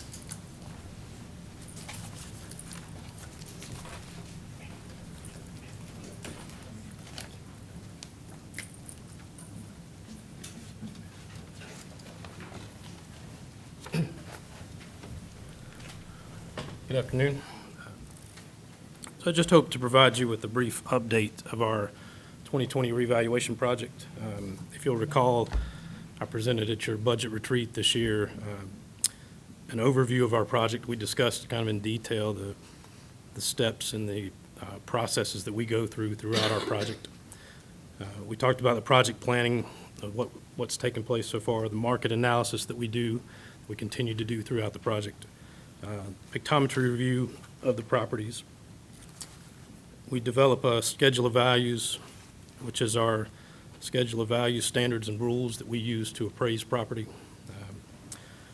We do individual neighborhood reviews of each area in the county. We then go through the adoption of the schedule of values. We do a final review, and we provide notice to our taxpayers, the final step being the appeals process. So at this point in the year, in July, we are nearly done with our initial neighborhood reviews. So we'll be finishing those over the next couple months. That'll allow for, in September, us to present the schedule of values. We'll present that for your review as well as the public's. And hopefully set for adoption of that schedule in October, at your October meeting. That'll allow our final review through January. We'll then provide notice to the taxpayers of their new assessed values as of January 1st, 2020. And that'll begin our appeal process. So I'm pleased to report at this point that our team is precisely on schedule within our plan. We're exactly where we intended to be. That's certainly a positive, but it's even more so considering the fact that our plan was pretty aggressive in comparison to how we've done other revaluation projects. So with that, we're actually ahead of where we typically would have been in a revaluation project. So I'm very proud of our team for that. So we're still seeing in our review a solid real estate market. And we have a good volume of transactions to analyze. And we're not seeing as much individual appreciation as we did throughout the maybe 2016 to 2018 period, but the volume of transactions is still there. As values seem to be holding, we're not seeing any concern of decline at this point. So all positive at this point from a revaluation standpoint. So it's still a little premature to provide projected numbers, projected increases at this point in our review. I look forward, however, to being able to provide you with some kind of expected numbers this fall to get a good feel of where our revaluation will be leading into December and January. Once again, just want to say I'm really proud of our staff for the hard work they've done, their dedication to making this a successful project. I want to thank you for your support through the project and management support in making it a successful reval to this point. Moving into the fall and our presentation of the schedule of values is when it will start to become more of a public project. We'll start getting feedback at that point. So, anybody has any questions? Questions for David? Okay, we thank you for being with us and telling us about how well it's going along. Okay, we move now to section 4, which is discussion items for action at our July 29th meeting. First up is Kannapolis City Schools, Kannapolis Middle School construction update. And we have Will Crabtree and Susan Farrington with us. Welcome. Thank you.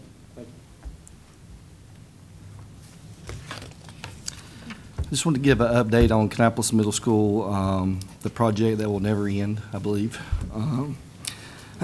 We're asking that we move forward the architect funds, construction funds. I'll break both of those out for you. The construction funds are to finish the turn lane in Oakwood Avenue. That was in the original contract and was pulled out during the settlement. We do have a contractor working on that right now, and we feel like within the next couple of months that one will be finished. Would have been finished earlier, but we ran into an issue with Duke Power and Windstream about moving a power pole.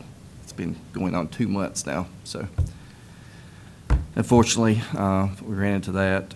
The architect funds, we're in the process of wrapping that up with the architect and settling everything up. I believe that is scheduled for the month of July, so I hope that that will be done then. After those two things, we put a bow on those two things, then this project will be officially complete. So I apologize, it's dragged on this so far and so long, but when you get into legal matters, sometimes that happens. Okay, questions for Will? And I'm assuming Susan's going to fill us in on our technical piece of what we need to do. Yes, right now, I currently have 2 invoices that we've received, and one of them, if we approve it tonight, we'll be able to finish out the contractor. His final bill is for $40,000, so we do have funds available to pay that off, and then there's some money to pay for the turn lane that Mr. Crabtree was speaking about too, so we can pay both those invoices. But just wanted you to be aware that a lot of times majority of the time we will cut the schools off after 6 months of being open. This school's been open in 1.5 years. So just with some different things going on, this extended beyond our normal process. Okay, so everything you need to do works with our July 29th meeting date? Yes. The funds are already sitting in the proper accounts. We Right. just wanted you to be aware that typically the construction line item is just paid to one vendor, and this time we've had to pay for multiple vendors because of the ongoing suit with them. So. Right. Okay, very good. Thank you very much. Thank you. Okay, we move now to item 4.2, Active Living in Parks, fiscal year 2020 matching incentive grant application request, and we're happy to have Londa and Byron with us.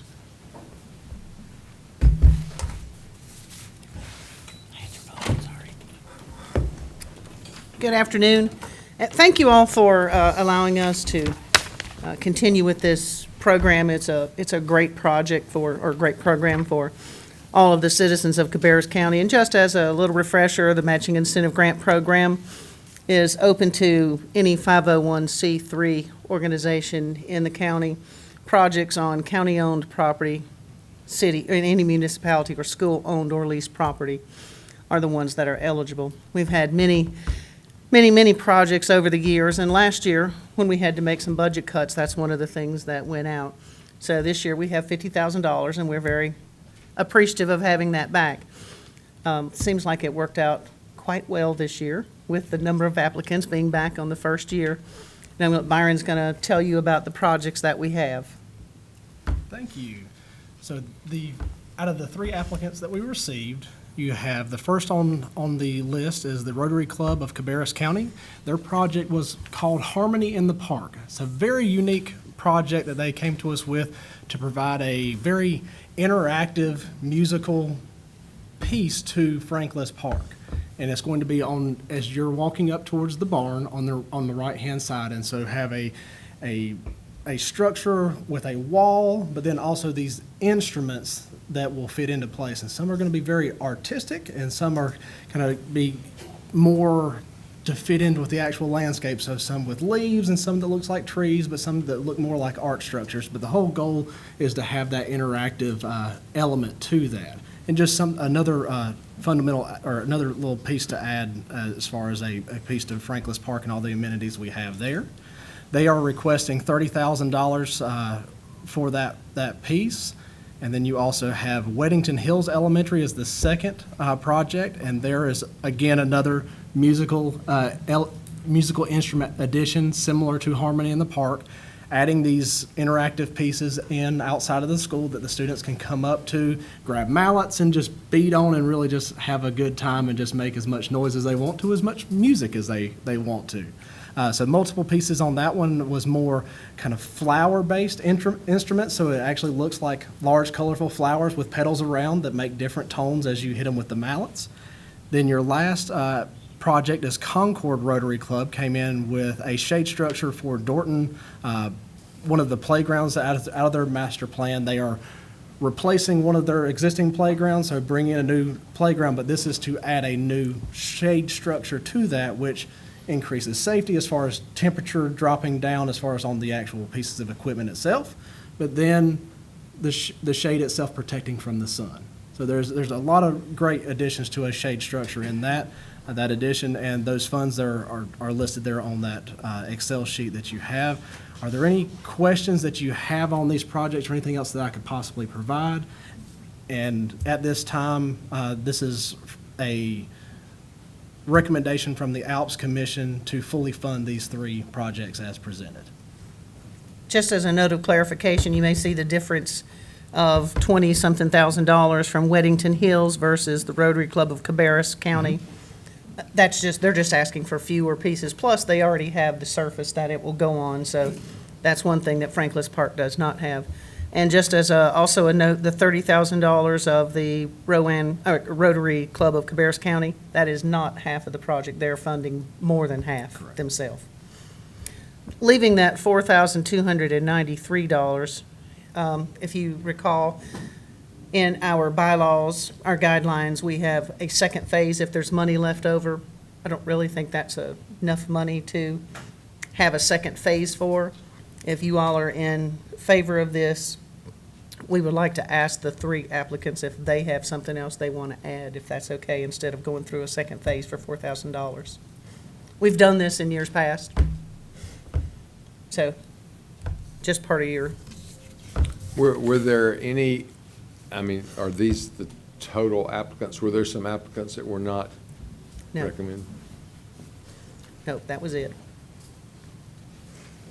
Based on my experience with dealing with that in memory, there is no doubt in my mind that Weddington Hills will have a project that they will do, and they'll have the funds to match it, and you won't have any trouble with that $4,000. But I think that's an appropriate way to do it, especially if we've done that in the past.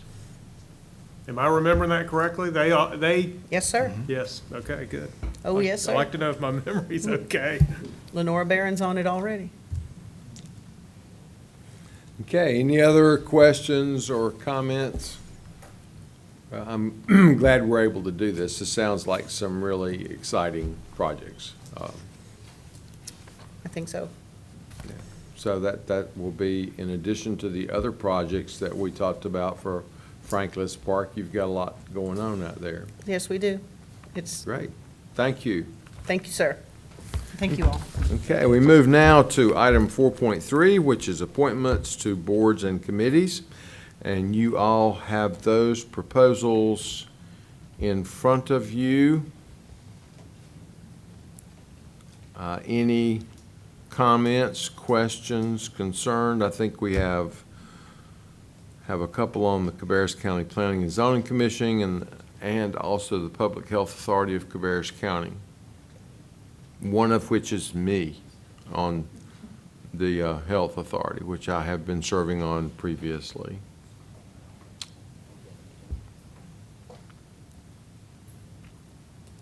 Okay, if there are no questions or comments, we'll move to item 4.4, which is designation of voting delegate for the North Carolina Association of County Commissioners 112th Annual Conference. And I'm not sure who all has signed up for that meeting, which will be held in Guilford County this year. Mr. Chairman, I'd volunteer to be that voting delegate, since I have done it in the past, unless someone else wants to do it. Maybe Diane, you want to do it this time? No, I am more than happy for you to do it. Won't bother me one bit. Well, I don't mind doing it. Blake or Liz, whoever's going. I'm fine with you doing it. I think Well, I'll be glad to do it. I think we have consensus, so I think you win the prize. So that'll go on our regular meeting agenda. So we'll move now to item 4.5, electric easement at Hickory Ridge Elementary School. And I think Jonathan Marshall will fill us in on that. And Brian Cohn with the school is going to join me for all 3 of these. Each one of these have some time elements to them, and I think Brian can explain those to you better. This electric easement in particular, it's a little different in that it's a blanket easement. when Brian first sent the map to me, I don't think he minds me saying this, the entire site was covered in easements. Union Electric, I believe, is providing the site lighting, and they wanted an easement with every line and every light, and so they could service those. We felt like this blanket easement would be a more effective way to handle that. Right. Yeah, we first addressed it with Kyle Jones of Union Electric, and Kyle actually used to work for the city of Concord, so we had a connection with him and asked for them to provide the site lighting, which we do at most of our schools now. When we asked that, he requested that we needed to provide him an easement, and he said a blanket easement, and as Jonathan said, I was like, well, I don't know if we want to give you an easement to the entire piece of property, so could you line it up for us with what you really need on the lines themselves? So he provided that to us, and I provided it to Jonathan, and Jonathan sent it right back and asked if I was crazy to do that. So we since went back and reevaluated, because there are 40 light poles located on the property itself all around. So when you tried to align those easements with the lines from pole to pole, it just wasn't productive in what the intended use of the easement was. So in that, we are asking to have a blanket easement on the property, again, just to provide them the ability to access those lines should they need to provide service to us.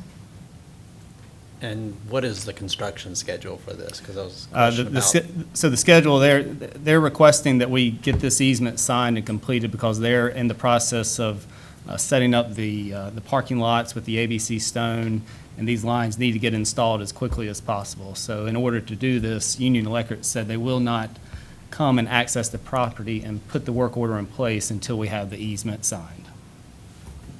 Okay, so is that something you need to vote on tonight? That is, yes, sir. Okay. Questions for these gentlemen? Okay.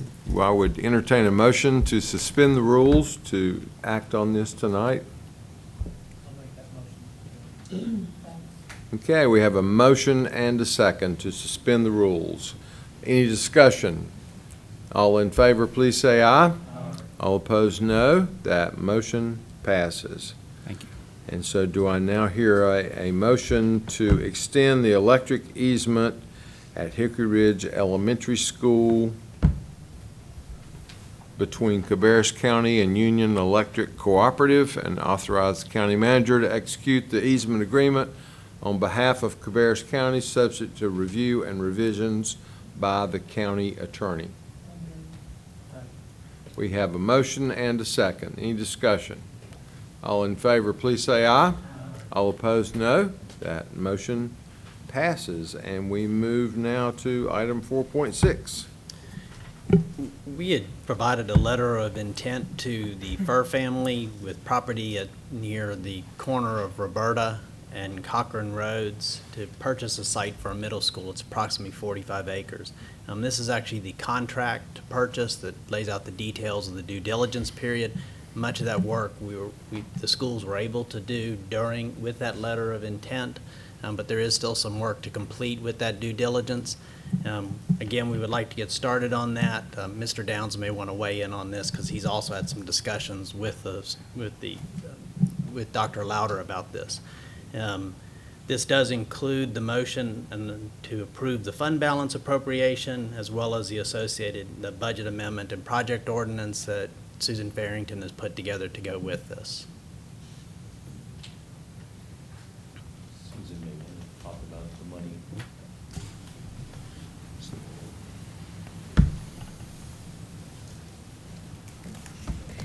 As you recall, this piece of property was part of our LOPS issue that we're going to do, our next debt issue in 2019 in the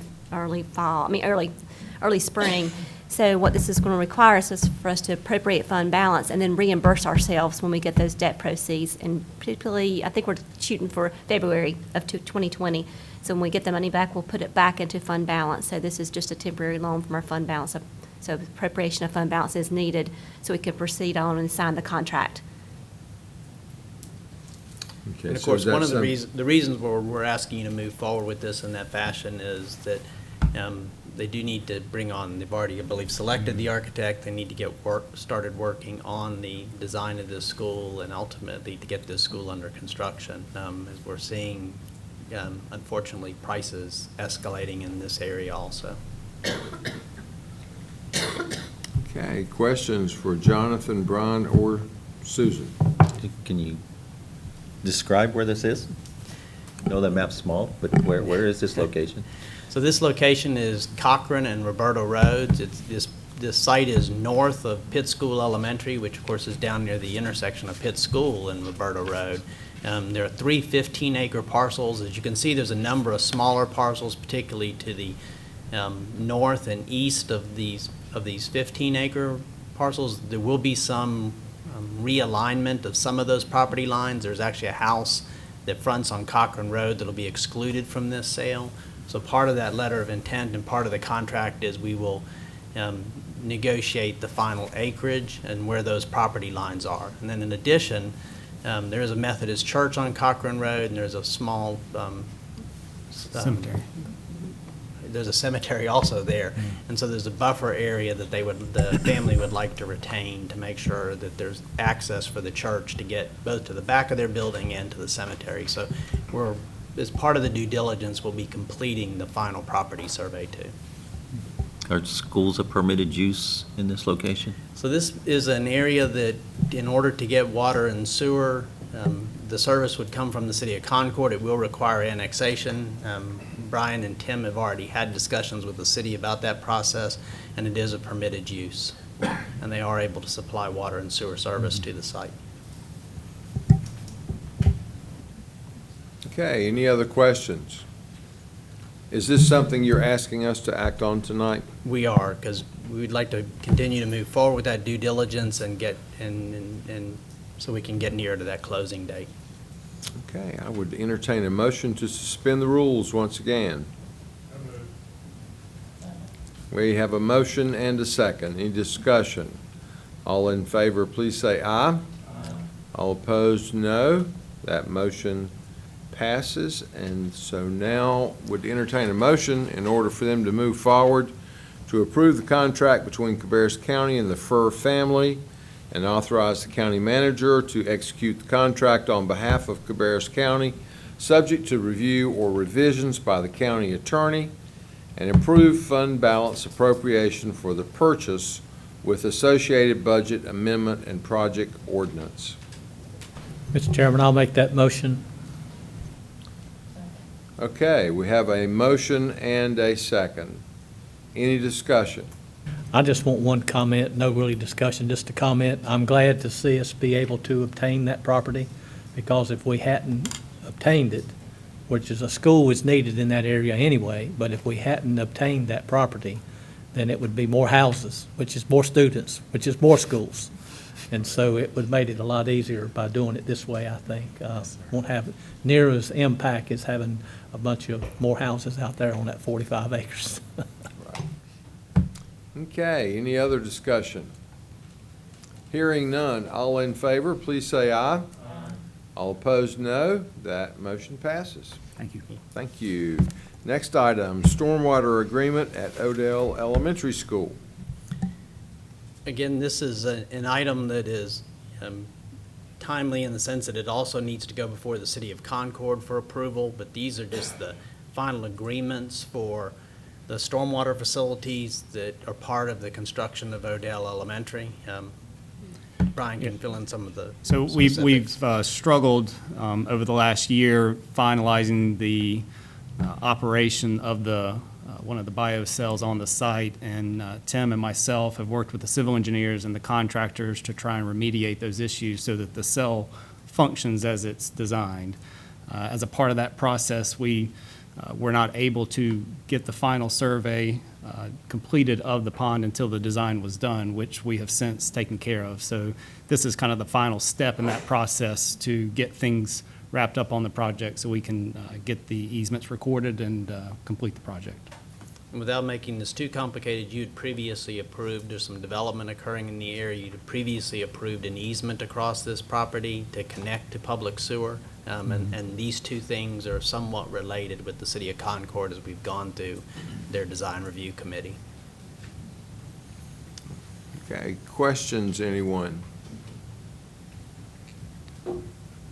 Okay, are you asking for action on this one tonight We are, as well? because I believe the city of Concord will have this on their agenda for approval this month before you actually have your meeting in July. Right, okay. Okay, we have a motion to suspend the rules. and a second by Commissioner Shue, I think. Any discussion? All in favor, please say aye.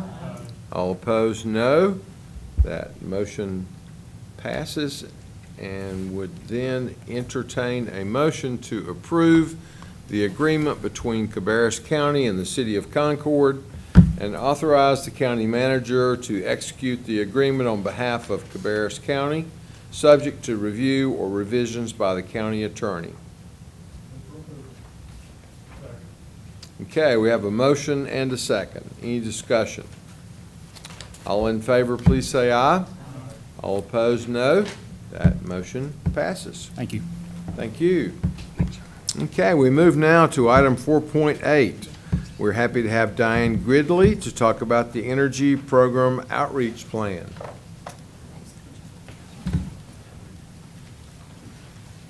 Good afternoon. I'll be brief. This is an energy outreach plan that we submit annually. The department administers two federal funds. One is the Crisis Intervention Program, and the other is the Low Income Energy Assistance Plan. And this plan outlines the strategies that we will use this year to conduct outreach for public awareness. We administer this year $604,000 for each of those funds. So it is a big program, so public awareness is critical in order to utilize these funds. The Crisis Intervention Program is a program where individuals who are in jeopardy of losing their heating or cooling source, and they have a life-threatening or health-related issue related to the current temperatures, we assist those households with the Crisis Intervention Program. The Low-Income Energy Assistance Program, it is a one-time annual program that will allow us to make a payment directly to the utility company, somewhere in the amount of $200, $300, or $400, depending on the household size or the income of the household. And that is strictly a heating program that we conduct from December through the month of March. So this is just the outline for the public awareness, those strategies. We also have a planning committee that we are required to have, and we bring those committee members in twice a year to discuss what we plan to do for the current year, and then we bring them in towards the end of the year to discuss what worked, what we need to change, and that sort of thing. So you'll see the media outlets that we intend to utilize along with the communications department here in the county to publicize these programs. Any questions? Diane, do you normally use all of the appropriated funds? We have in the past. This year, we utilized all but approximately $1,000 of the Crisis Intervention Program. That one does operate annually, so we start that. We actually started it today. We got a partial allocation with the state. Budget not passed yet. We have not received our full allocation. With the Low Income Energy Assistance Program, we had approximately $188,000 remaining with that fund. So individuals utilize the crisis program, and the outreach for the LEAP program is what we call it. Takes a little more work. What happens to the unused funds? It gets reappropriated, so it goes back into, and that's really what they seeded the program with this year, was the leftover funds from All right, the last fiscal year. And my last question is, what's your main method of getting the word out to people that could use these services? I mean, this is an opportunity here, but obviously not everybody looks at these meetings. But maybe is it on our Channel 22? It is. We Is it try to on the we have website? we use the Journey magazine. We do outreach through the media outlets. We promote it at any community outreach event that we are a part of. And then the utility companies are aware of these programs as well. They are on our committee, so they are kind of tasked with making sure individuals who are having issues, maybe getting their bills paid, to participate. Even with the The LEAP program, you don't have to be past due. It is just a credit to the account so that it will assist an individual pay their heating bills. So we do lots of outreach through our senior centers, our Lunch Plus programs, anyone where we can help get the word out. Thank you. Okay, additional questions? I would imagine, I noticed Cooperative Christian Ministries on the list as well. I feel like they probably get a lot of inquiries from folks that they can. Very much so. We partner with them a lot, whether it's a household that we can help with some of their need, but maybe not all of it. And the same thing with them. If they reach out initially to CCM, they will in turn refer them to us. So they're a big partner with Yeah. these funds. Excellent. Okay, thank you. Thank you. Okay, next item from EMS, approval of ambulance purchase order. We're happy to have Jimmy Lentz and Jonathan Malden with us.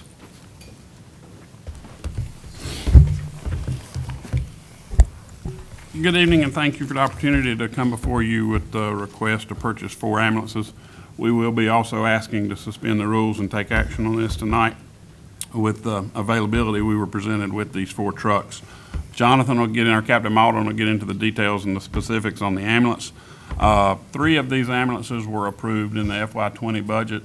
The 4th one was actually approved in April for Medicaid hold harmless money that we had left over, but there was no way to get it purchased before the end of the year. So the funds for one of these is reallocated from last fiscal year, and then the funding for the other 3 were approved in the current fiscal year budget.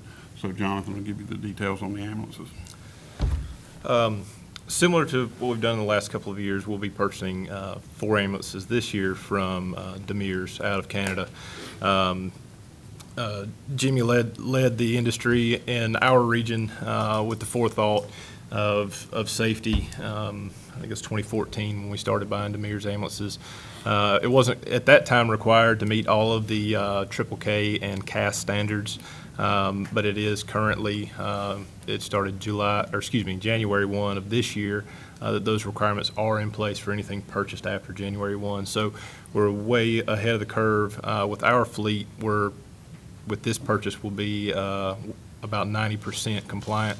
The ambulances we still have within the fleet, obviously are grandfathered in, and we'll be cycling them out. Like we said, we'll be purchasing 4 this year. We're replacing the old style McCoy Millers. In order to stay compliant with our fleet maintenance policy, we cycle those units off of the front line at 100,000 miles. And then around 120, 130,000 miles, we look at surplusing those units. All of these units meet that compliance standard without any issue. I also like to add that GM recommends that you take the engine hours and multiply that by 33, and that should give you a better idea of what's actually going on with those motors. And that almost doubles the mileage. That's an adjusted way to tell how much wear and tear has been placed on those motors, since we do have trucks running on scene for long periods of time, things of that nature, on standbys and that sort of thing. So,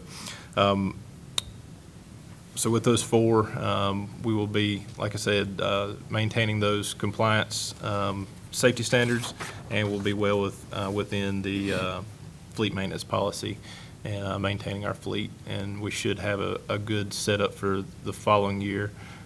We shouldn't get behind as we have in several years past, but we're caught up now, and everything is working well. Okay, questions, commissioners? Captain Malden, did I hear you say they're coming out of Canada? They are, actually. Why are we doing that? That they were the leading manufacturer. They were well ahead of all the other American manufacturers in those safety standards. Their product, as we've told you before, has an ecosystem that it'll actually shut the unit off as it's sitting idle, saving on fuel and wear and tear on the vehicles. Their engineering was at the time far ahead of anybody else's, and we're very happy with the product, and we've chosen to stay with that product. So EMS already has some of the dimmer units already. Yes, sir. Yeah, and they're performing, obviously, like you were expecting and all Yes, of sir, that. performing very well. They actually have a system, if we do have an issue, we can plug in a laptop and call Canada, and they can look at our truck and diagnose an issue with our truck that may take our technicians weeks to track down a little electrical problem they can solve in about 15 minutes. So that in itself has been a huge savings for us, them being able to fix Sure. small issues like that. Well, you know, I hate to see us go out of the country. It's bad to go out of the county, but when you go out of the country, that's even worse, you know. But if we don't have the technology, our people need to get busy getting it. Because they're missing a lot of business, no doubt, if people goes to Canada to buy their ambulances. Because, you know, we're just one county, and obviously there's 100, and then you look at all of our states, if they all go there, we're losing a lot of money. The Yep, country there is. have been, all of the other manufacturers have since caught up, I'm sure. We're just very happy with the product and decided to stay with them. They are Chevrolet ambulances, so they're still half American, I guess. Thank you, Captain. Thank you. That is something we monitor very closely because obviously we have respect to those concerns as well. The Demir's product is just very superior to anything, and as he said, other manufacturers are catching up, but we're very pleased with it. The service and the support we're getting with them is truthfully second to none. But we do monitor the whole market, and if another options come up, we'd definitely look at them. Okay, any other questions? What's the total number of ambulances or units you have? We have 18 in the fleet. Currently, 12 of those are Demir's, meeting all the safety standards. So with this purchase, it'll put us at 16, and then next year we'll cycle out the final 2. Right. And I failed to, I'm sure you have it written down in front of you, but the total cost of this PO would be $675,300 for the 4 units. Okay, they have requested that we act on this tonight. Do I hear a motion to suspend the rules? We're doing that quite a lot tonight. I'm not sure we're gonna need it. Do I hear a second to that motion? Okay. Yeah, I say we apologize for all these suspensions.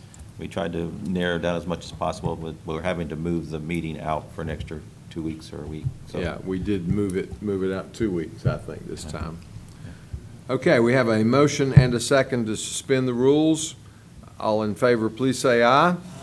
All opposed, no. That motion passes.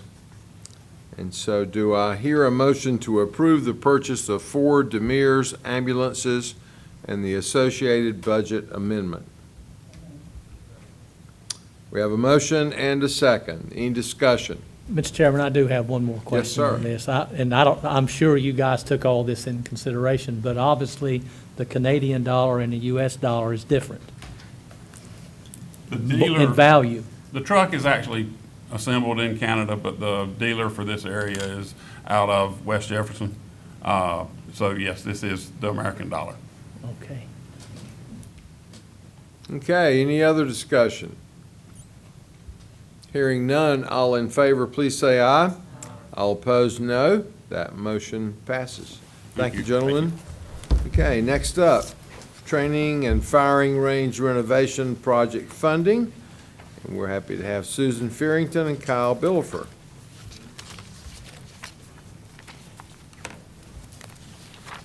Part of the listing of projects there for the upcoming year is the training and firing range renovation project.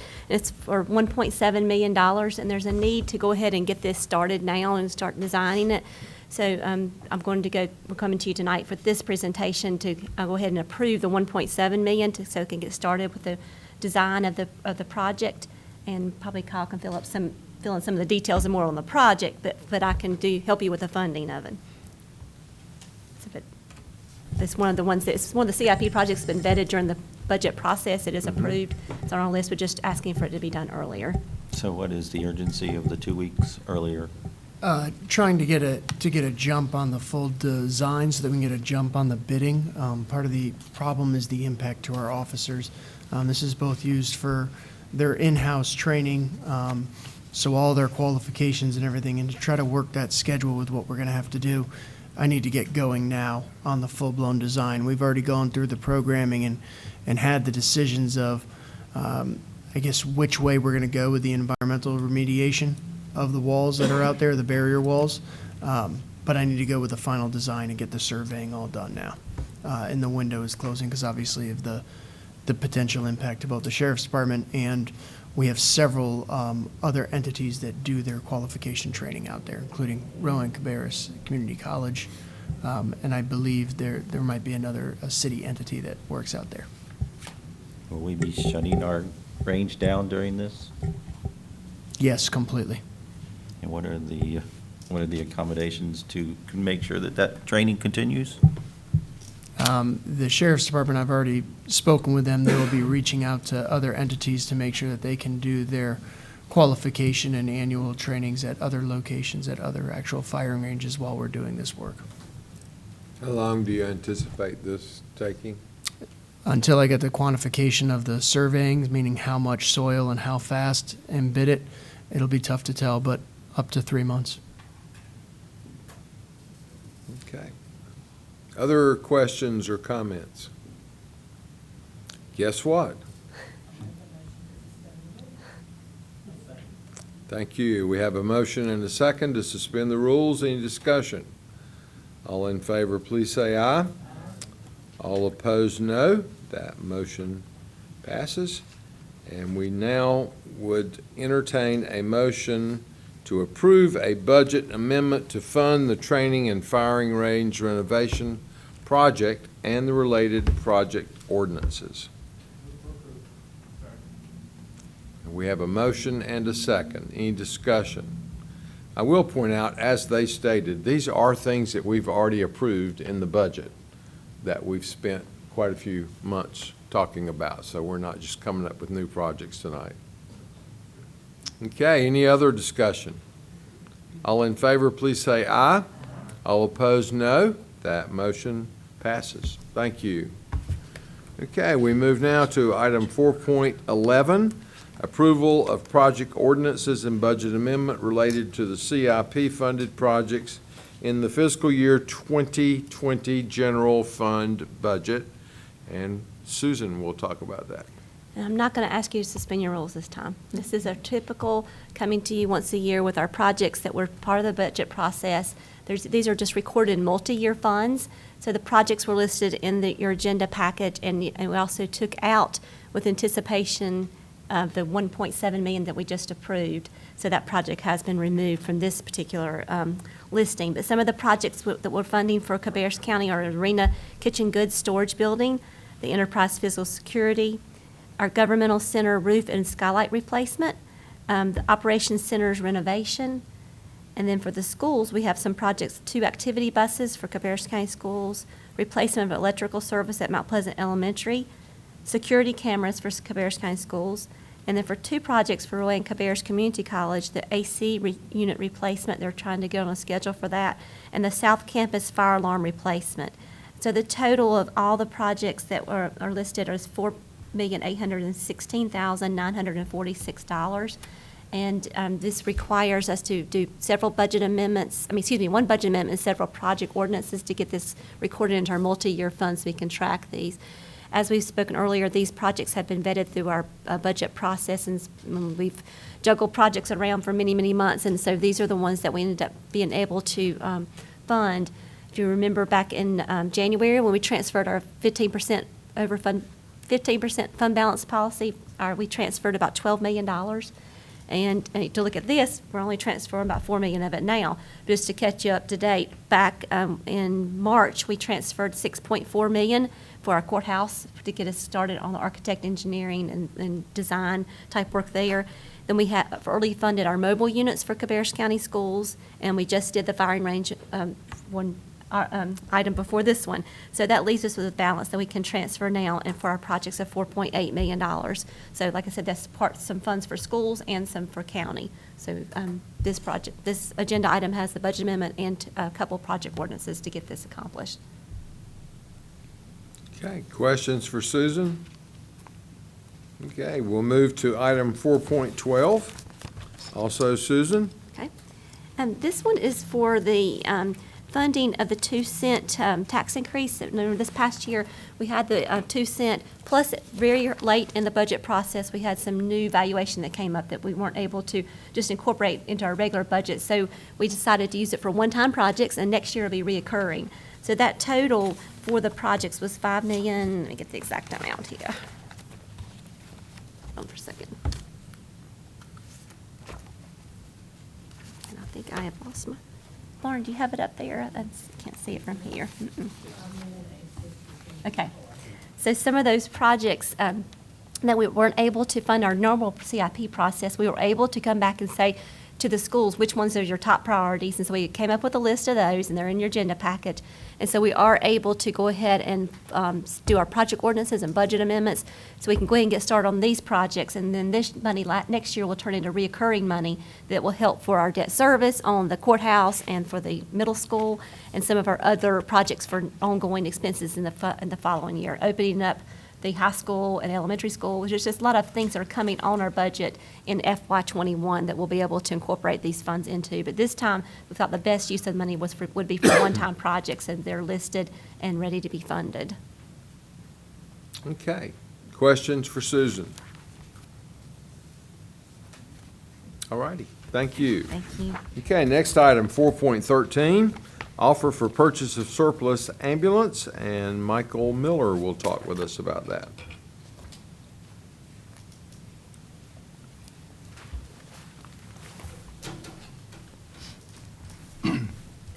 Good evening. At the June work session, we presented an offer of $7,150 from American Transmed Incorporated for the purchase of county asset number 8310, which is a 2013 Chevrolet G4500 ambulance, which has been taken off the road and replaced. Upon the board's approval of this offer, we began the standard upset bid process and advertised for upset bids for 10 days. The 10-day period has passed and there were no more bids received. So the requested action of the board is for a motion to accept the offer and proceed with the sale of county asset number 8310 to American Transmed Incorporated. Do you have any questions? I'll try to answer. Yeah, Michael, who is American Transmed?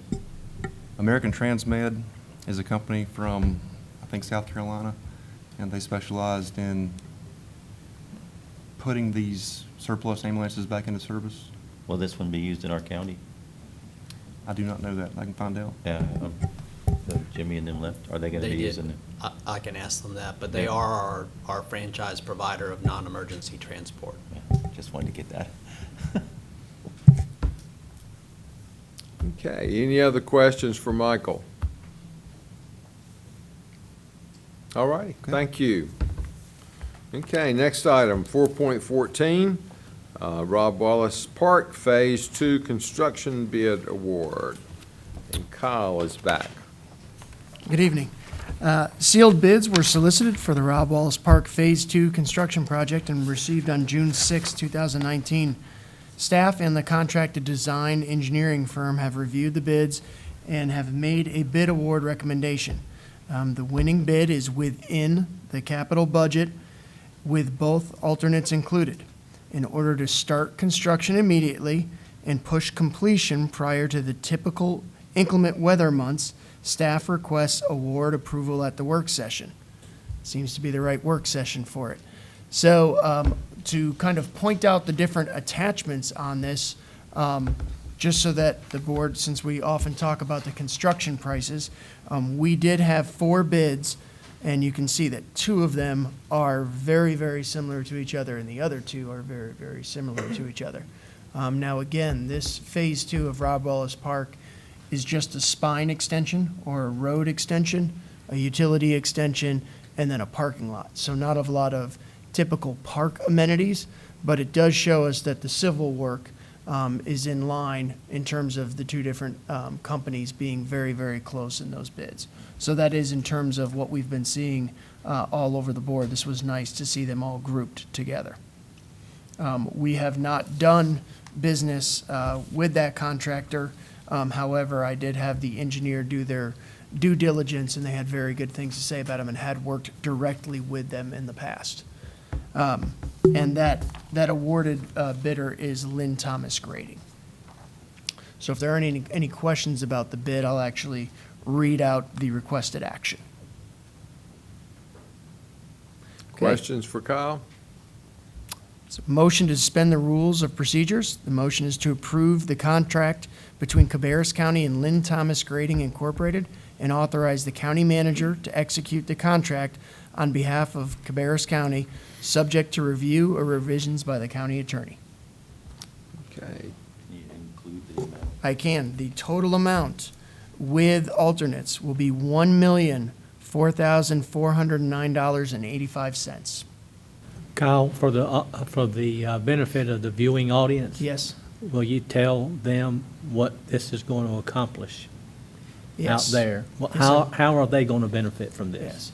So currently, when folks visit Rob Wallace Park, we obviously, it's a very large park. We only offer parking in Phase 1, which would be off Bethel School Road. And that requires you to walk an extreme long distance to get to the other amenities, mainly the actual quarry, or fishing quarry is where everyone likes to call it. This will allow us to put a parking lot that is closer to that quarry. It won't be right next to the quarry. It'll be on the other side of the creek, and it will also allow a spine road, or a new road extension with utility extension, to be taken from where we stopped at Phase 1. So right after we first crossed that creek, we will go all the way through all that large open field where they have disc golf and end up on the other side of the stream that borders the quarry. So basically connecting two sides of the park. And also, just so everyone will know, that will, like you said, it will be opening it up to the back of the park there. Yes. For future phases. So you won't have to do that again. In other words, you Correct. get the road back there, the parking lot back there, and then other phases, 3, 4, 5, however many is left, can be done by getting this right away back there to it. That's correct. This actually, it brings the road all the way to the other stream, and at what point that we have to go on to future phases where we actually have to cross that other stream, we will have to do another creek crossing, which is what we had to do in Phase 1, and it is costly. That's why we put the parking lot where we did. This also allows us to bring our electrical and our water out to a certain extent. We will not extend those all the way to the quarry. We're actually extending them to where our largest building in the park is planned for in the future, and that's, if you're familiar with that, we call it the bluff area, where the trees are right after you kind of come over, that has the nice, beautiful view. That is where we're looking at having the multi-purpose building put, so we're actually extending the utilities to there. Okay, any other questions or comments? If not, I would entertain a motion to suspend the rules. We have a motion and a second. Any discussion? All in favor, please say aye. All opposed, no. In that case, then I would entertain a motion to approve the contract between Cabarrus County and Lynn Thomas Grading Incorporated, and authorize the county manager to execute the contract on behalf of Cabarrus County, subject to the review or revisions by the county attorney, in the amount of, please fill that in. Yes. $1,004,409.85. Thank you. Okay, we have a motion and a second. Any discussion? All in favor, please say aye. All opposed, no. That motion passes. Thank you. Thank you. Okay, we move now to item 4.15, 2020-2021 Proposed Home Program Project, and we're happy to have Kelly Sifford. Good afternoon. I am here to talk about our 2020 home program, and I have Steve Osborne with the City of Concord with me here to talk about a proposal that their staff approached me about. As you all know, we have been participating in the Prosperity Ridge project for senior housing. One of the goals of some of your programs was housing and aging programs. So part of that strategic program we are assisting Kannapolis with a housing program that will assist elderly. And now Concord has approached us about a similar project, but theirs has some different elements. So I wanted to let Steve show you what they were proposing, and then we can talk about it a little more afterwards. Okay. Chairman Morris, members of the commission, thank you for having me. This is a project in downtown. It is at 30 Market Street, which many of you may know is the former police department on Market Street and the Spring Street parking lot. Project summary, it'll be 166 units, it's 6 stories, 2-level parking garage underneath, 2,600 square foot of retail or commercial fronting Market Street, and then an estimated assessed value of $50 million. The terms of it, and I'll go ahead and add, most of this information came from the developers agreement that was presented to City Council. City Council has approved the developers agreement, and they have since approved the incentives, which are listed down at the bottom. But the city is selling the property to the developer. The developer's Lansing Melbourne, who's the same developer in downtown Kannapolis, for $579,000. Of course, the project summary, the tie-in that Kelly was talking about is the $1.25 million in home funds that would be, the payments would be made over 10 years, and for that, the city gets 17 affordable units that have to remain affordable for 20 years. We cannot build 17 houses for that amount, so it's a good expenditure for the city. And then the last thing that the city did was the 50% 10-year tax-based performance incentive. Here's what the affordable housing means. For that, like I said, we get 17 units, which is 10%. 4 units have to be available to those of 50% of median income, which for one person is $27,000. 13 units are at 80% of median income, which for one person is $44,000. The max rent, and I'll go ahead and point to one bedroom, is, for an example, is $838. The units that have come online with the last 2 projects in downtown, one bedroom's rent for right at $1,200. So they are significantly more affordable, which was a really big deal to City Council, and it's nice to be able to offer the mix. How long are those maximum rents for? The rents are set by HUD, so some years they'll stay the same, some years they'll go up a little bit. And But the main thing is they're just going to match what the HUD Yes, ma'am. requirements are. Uh-huh. Here's the significance to the assessed value of the project downtown. As you can see, the current assessed value, when you minus the government-owned property, is a little right at $43 million. With this property, when this one comes online, you're almost at $93 million, and what it means for the MSD tax in Concord downtown, it more than doubles their allocation. So it's a very significant project monetarily. Then you throw in the affordability, but you also have the influx of probably 200 people in downtown. This is the rendering of the project. To the right, City Hall. To the left is Concord Engineering. As I said, it is 6 stories. You have two level parking that I'll show. This is how it works. You've got one level coming in from Market Street. You have one level coming in from Spring Street. There's no ramping, so you get greater efficiency with your parking. It has a center courtyard. You have interior balconies. The rooms on the interior face the center courtyard. The ones on the exterior have balconies going all the way around Market Street, Spring Street, and then the 2 alleys. I will add, there will be a pedestrian alley between the 30 Market Street project and Concord Engineering, and that's where pedestrians will go from Memorial Gardens or Carolina Courts to get them downtown. This is just a floor plan from the 2nd floor, where you have your retail and amenity fronting Market Street, cars coming in from Market. The city is retaining in the bottom left-hand corner where you see the 23 by 35 pad. The city will relocate 2 of our dumpsters and also a generator that's currently behind the former police department. So we're going to have to relocate the generator and get it out of their way. It's just, this is the 2nd floor where they have more amenities, the gym, fitness area, and then you start going with rooms. You have studios, 1 bedrooms and 2 bedrooms. and then floors 3 through 6, finish it out. And we would very much appreciate the consideration for participating in the home program again and working with the city on this. And since it is the 1.25 million, the county funds could either help us pay that down quicker so that we no longer have that, or it would give us more capabilities to continue doing programs within the city.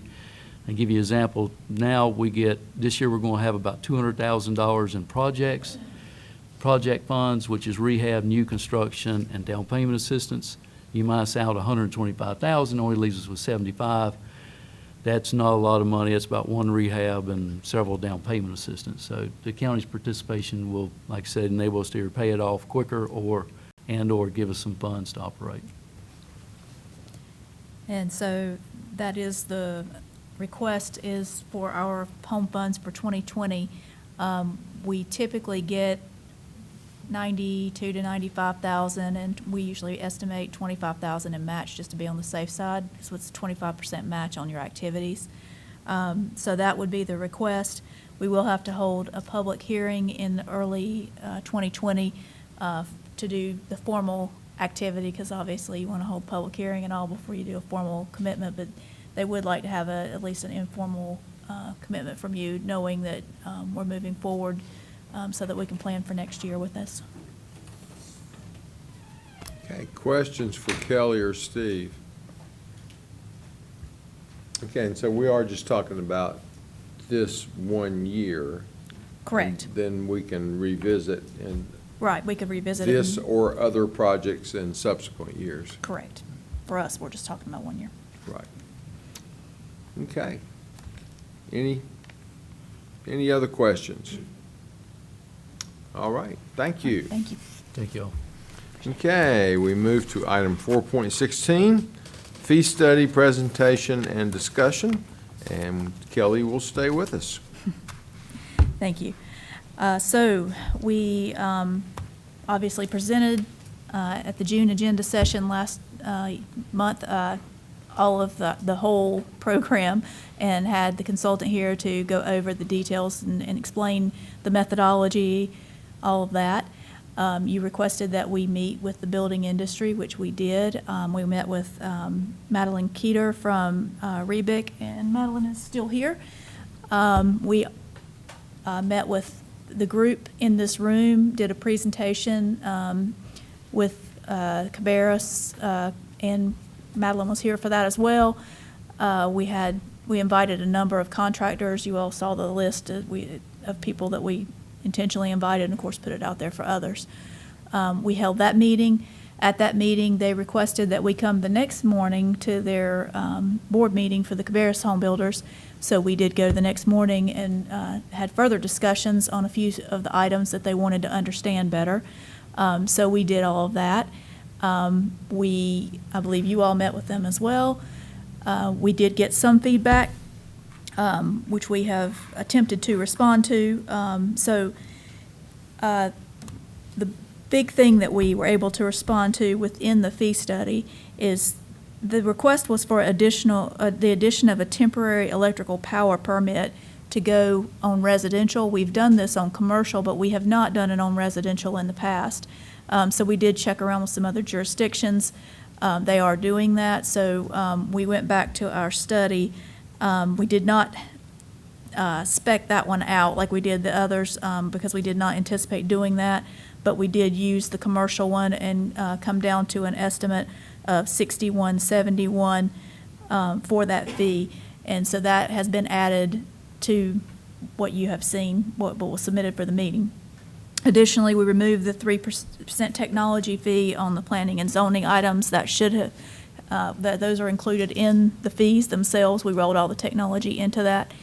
And the one thing that's missing off of what was presented to you, and I need to make those corrections, there was 3 fees on the fire that did not pull forward, so it showed no fee on those. And it was item number 23, the sprinkler system acceptance testing, the 3rd visit, and that's $137. Number 39, the preliminary major subdivision plat reviews, it's $158. And the minor subdivision plat reviews, which was number 40, was $88. So those are the changes that I will submit to Lauren for you, and anything that you all have to bring to me. I haven't heard anything from anybody at this point on any other changes, so here to hear what you have to say, and if there's other things that need to be done before we put this to a vote. Okay, comments, questions? I would just thank you guys for being so proactive and meeting with the different entities, and just follow up on I know one of the things that they mentioned to us was trying to get a meeting with Debbie Brandon, or the IT people. I think you had told me that was in the works. We were working with Holly late last week on some dates, so we will be doing that. We have committed to having quarterly meetings. That was a request of the building industry to have quarterly meetings with them, and since there were some technology issues that they were concerned about, we decided to start with the technology group for the first one. So we will be doing that. We will be meeting quarterly with them, and we may decide at those meetings, if there's particular items that they want to discuss at the next meeting. They may just be open meetings, to discuss whatever's coming up or whatever's a problem at the moment. So that is kind of what we have proposed. Well, they were very complimentary of you guys, so that was, thank you. It's always nice to hear. Echo that. They were very complimentary, and I was listening to a radio show earlier today, and they were talking specifically about historic preservation, referencing Mecklenburg County. One of the presenters there said, I think they have a book down at the planning department, so that anytime we come in with an innovative plan, they have a list of all the reasons why we cannot do what we want to do. And I thought to myself that that is not the culture in Cabarrus County. I truly believe that folks say, let's see if we can figure out how we can do what you need to do or want to do. And so I very much appreciate that, and certainly appreciated the compliments that came back from the home builders and others as to the way that you guys handle that. Well, we did really want everybody on board, and we were actually pleased at getting some feedback. We've already started discussions on some of the technology issues that were discussed. Debbie's going to be going to the conference to look at some of the other potential enhancement softwares that they said they would support us purchasing in the future. So we're researching those things to help us be able to help them be able to access our system better. And as a follow-up, just some additional information, since we are at the end of the year, the overall number of permits and inspections increased from last year. However, the revenues have decreased from because of the value of the projects. So this is kind of another step in correcting where we're at, because this is exactly what Mr. Wolford told us would occur at some point, that the value would no longer support, that you needed to go to the actual workload as what the cost should be. Right. Okay. Any other questions or comments? Okay. Thank you. Thank you. Okay, now to item 4.17, refund of excise tax to Norwood, Armstrong, and Stokes. And I think Rich is available to answer any questions we might have on that one. And I think that was just an error, correction? There was an error by the attorney filed it in Cabarrus County, however, the property was actually in Rowan County. Right, and so that just requires action by this board to correct that. Any questions? Okay, we move to item 4.18. From the Sheriff's Office, declare K-9 Jerry as surplus property. And I think you have that on your agenda, which we sort of started doing that last month and didn't quite finish it up. So that this is the K-9 that's coming out of service, and this officially declares it as surplus property, so it can be turned over to that trainer that has worked with the animal. Am I Got that right? Yes, sir. Any questions or comments? Okay, then we move to item 4.19, Collectors Annual Settlement and Order Authorizing Collection of 2019 Taxes. And we welcome David Thrift back to the table.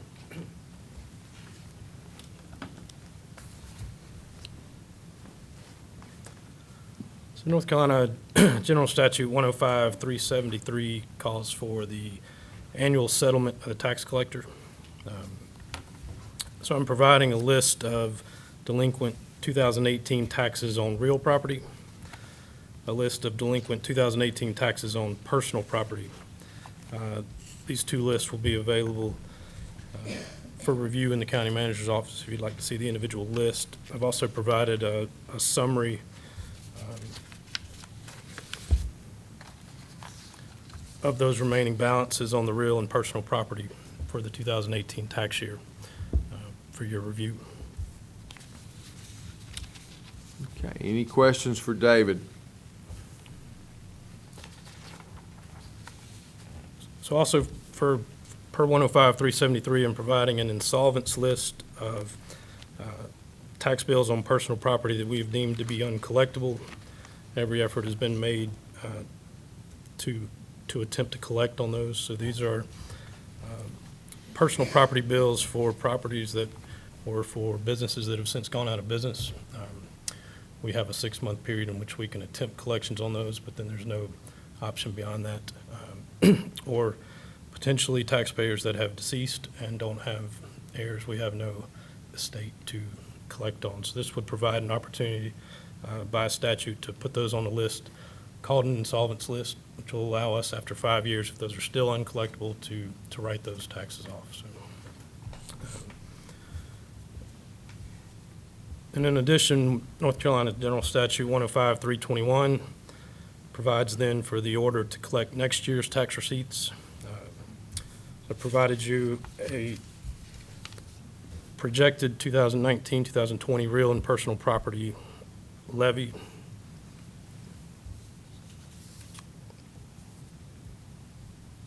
And I would then ask that you accept the tax collector settlement as provided, and also approve the order to collect in accordance with General Statute 105-321.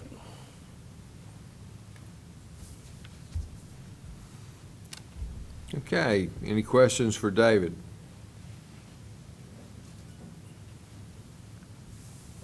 All right, thank you, sir. Okay, we move now to discussion items. And we welcome Robbie Furr and Lauren Tayara to talk about the strategic plan. Robbie has already warned that he has homework assignments. Good afternoon.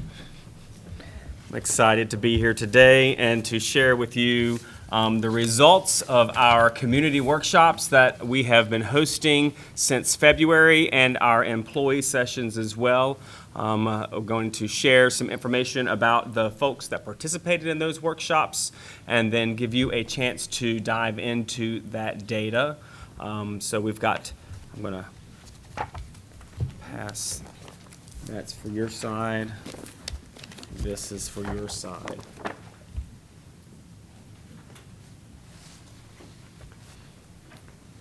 So Lauren will start off and share with you about the demographic data and those who participated in our sessions. So we collected demographic sheets on our participants at each workshop. We had 626 participants. We had 12 outside workshops, and then we did 9 internal with our own employees here.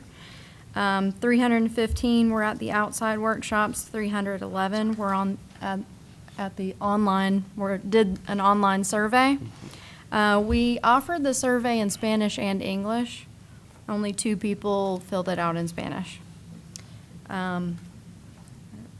Clicker. All right. Okay, so here's participant gender. About half and half, male, female. 148 male, 192 female, 6 identified as other. All right, so age of participants here, you can see that it's right around the range of 35 to about 64. And our median age in Cabarrus County is 37.6.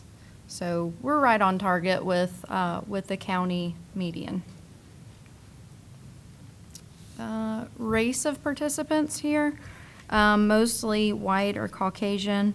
And then I have it compared to our county statistics. So if you see white Caucasian is 75%, the makeup of Cabarrus County is 72%. So we're right on target with that. Black or African American, 18%. Our county statistic is 18.76. And then we could go on, but I mean, it's pretty similar throughout. Hispanic or Latino.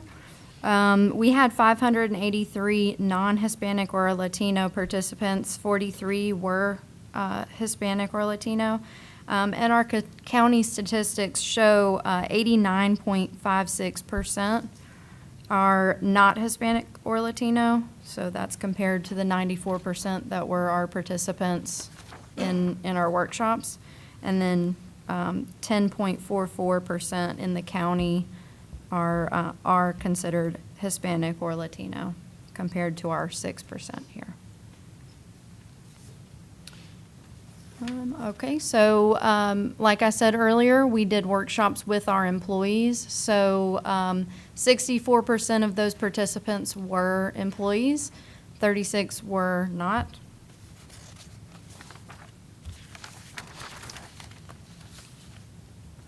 Where did the 36% come from if they were employee workshops that were not Surveys, employees? outside workshops. We did Okay. workshops at, so if you check out your sheet here, we did workshops at the Kannapolis Library, Concord Library, Mount Pleasant Town Hall, It was the total Harrisburg number. Library. Yeah. Right. Oh, so this is the total, not just. Correct, Gotcha, correct. Yes, out of gotcha. all of them, all participants. Yeah. Okay, so this next slide shows we collected zip code information and whether they lived within the county and how long they lived within the county. And this kind of shows you the number of years that they lived in Cabarrus County.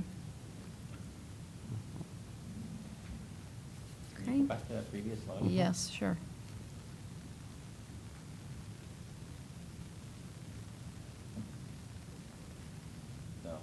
No, we're talking the employment with Cabarrus County. I'll go back. Oh, employment? Yes. Explain that a little. So out of all of the participants that took the survey, 64% of them were employees with the county. 36% were not employees with the county. It's You confusing. need to reword that slide, I think. I don't think that's. Okay, we'll reword it later. Okay. And why is that significant? We just wanted to make sure that the board knew, because we did internal gathering from employees here, what the makeup of the information that we received from the folks who participated in our workshops and our surveys, how many were employees, just to know the demographic information. And it is, when you look at the information that's in here, you'll be able to see those departments and how, when we did those, if you want to read out specific information about what the employees had to say, you can get that information in our details. Can you just elaborate a little bit more on how you presented that to the employees? What did you ask the employees, or how did you instruct them to? Yes, so we asked the same 4 questions at all of our workshops. So no matter whether they were our initial community workshops or our internal employee sessions. So the 4 questions we asked were, what do you see are the strengths in Cabarrus County government and our services and programs that we provide? What do you identify as those strengths? That was question number 1. Question number 2 is continuing to think about those services and programs provided by Cabarrus County. Where do you see areas of improvement? So things that we currently do, where could we grow? And where could we have opportunity to change and improve? Question number 3 was looking 3 to 5 years out, what do you see are critical needs that we need to address? So thinking about things that we may not be doing now that we need to put on our horizon so that we can address those in the next 3 to 5 years. And then our final question, we put it in the terms of if you were a commissioner and you had to make budget allocation decisions, where would you prioritize the funding? What would be your funding priorities? And so those were the 4 questions we asked to all the groups that we worked with, whether they were employees or citizens. Yeah, I think we gave them the opportunity to answer as employees and to answer as the general public as well. Correct, yes.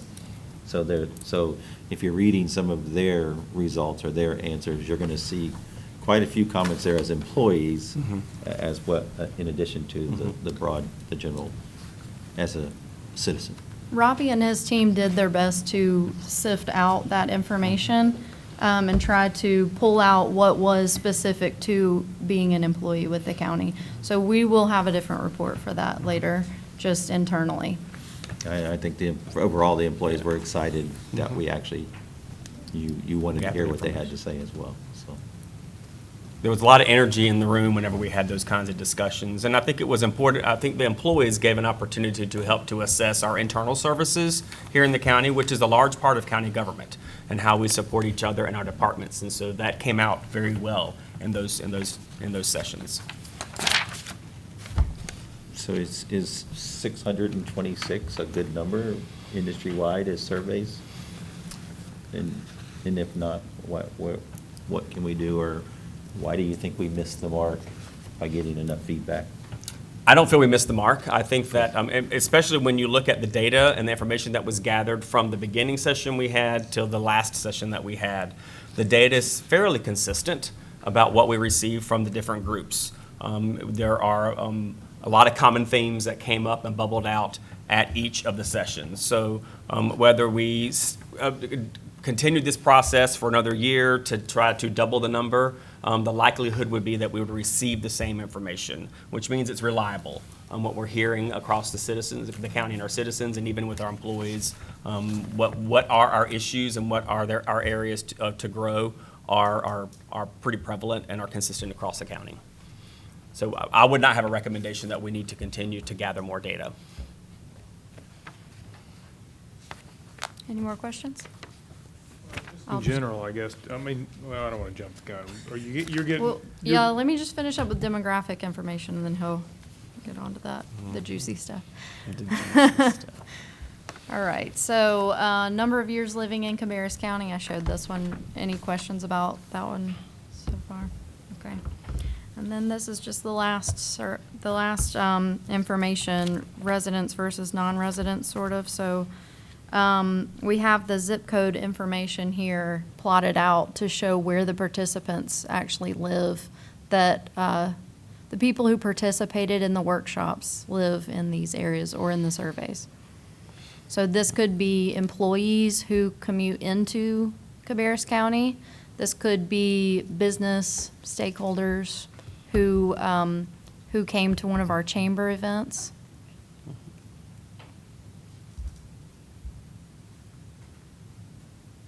Any questions about the demographics? I guess I'm not really following the slide. I see inside our county, the different shades of blue equal 1 to 100. The darker means 100 people. But, so what's the blue that's? So all those lighter blue areas around the county, the county line, those represent at least one person was in that zip code that completed either a survey or participated in one of our workshops. Okay. I got you. So there were folks out of the county boundaries that participated, and those could have been, as Laura mentioned, either employees. We have employees here who live outside of our county. We did offered a couple of workshop sessions with our business leaders, and some of those businesses are represented from other areas that do business here. And when they filled out the demographics, they filled out according to where they live. Okay, I'm following you now. Mm-hmm.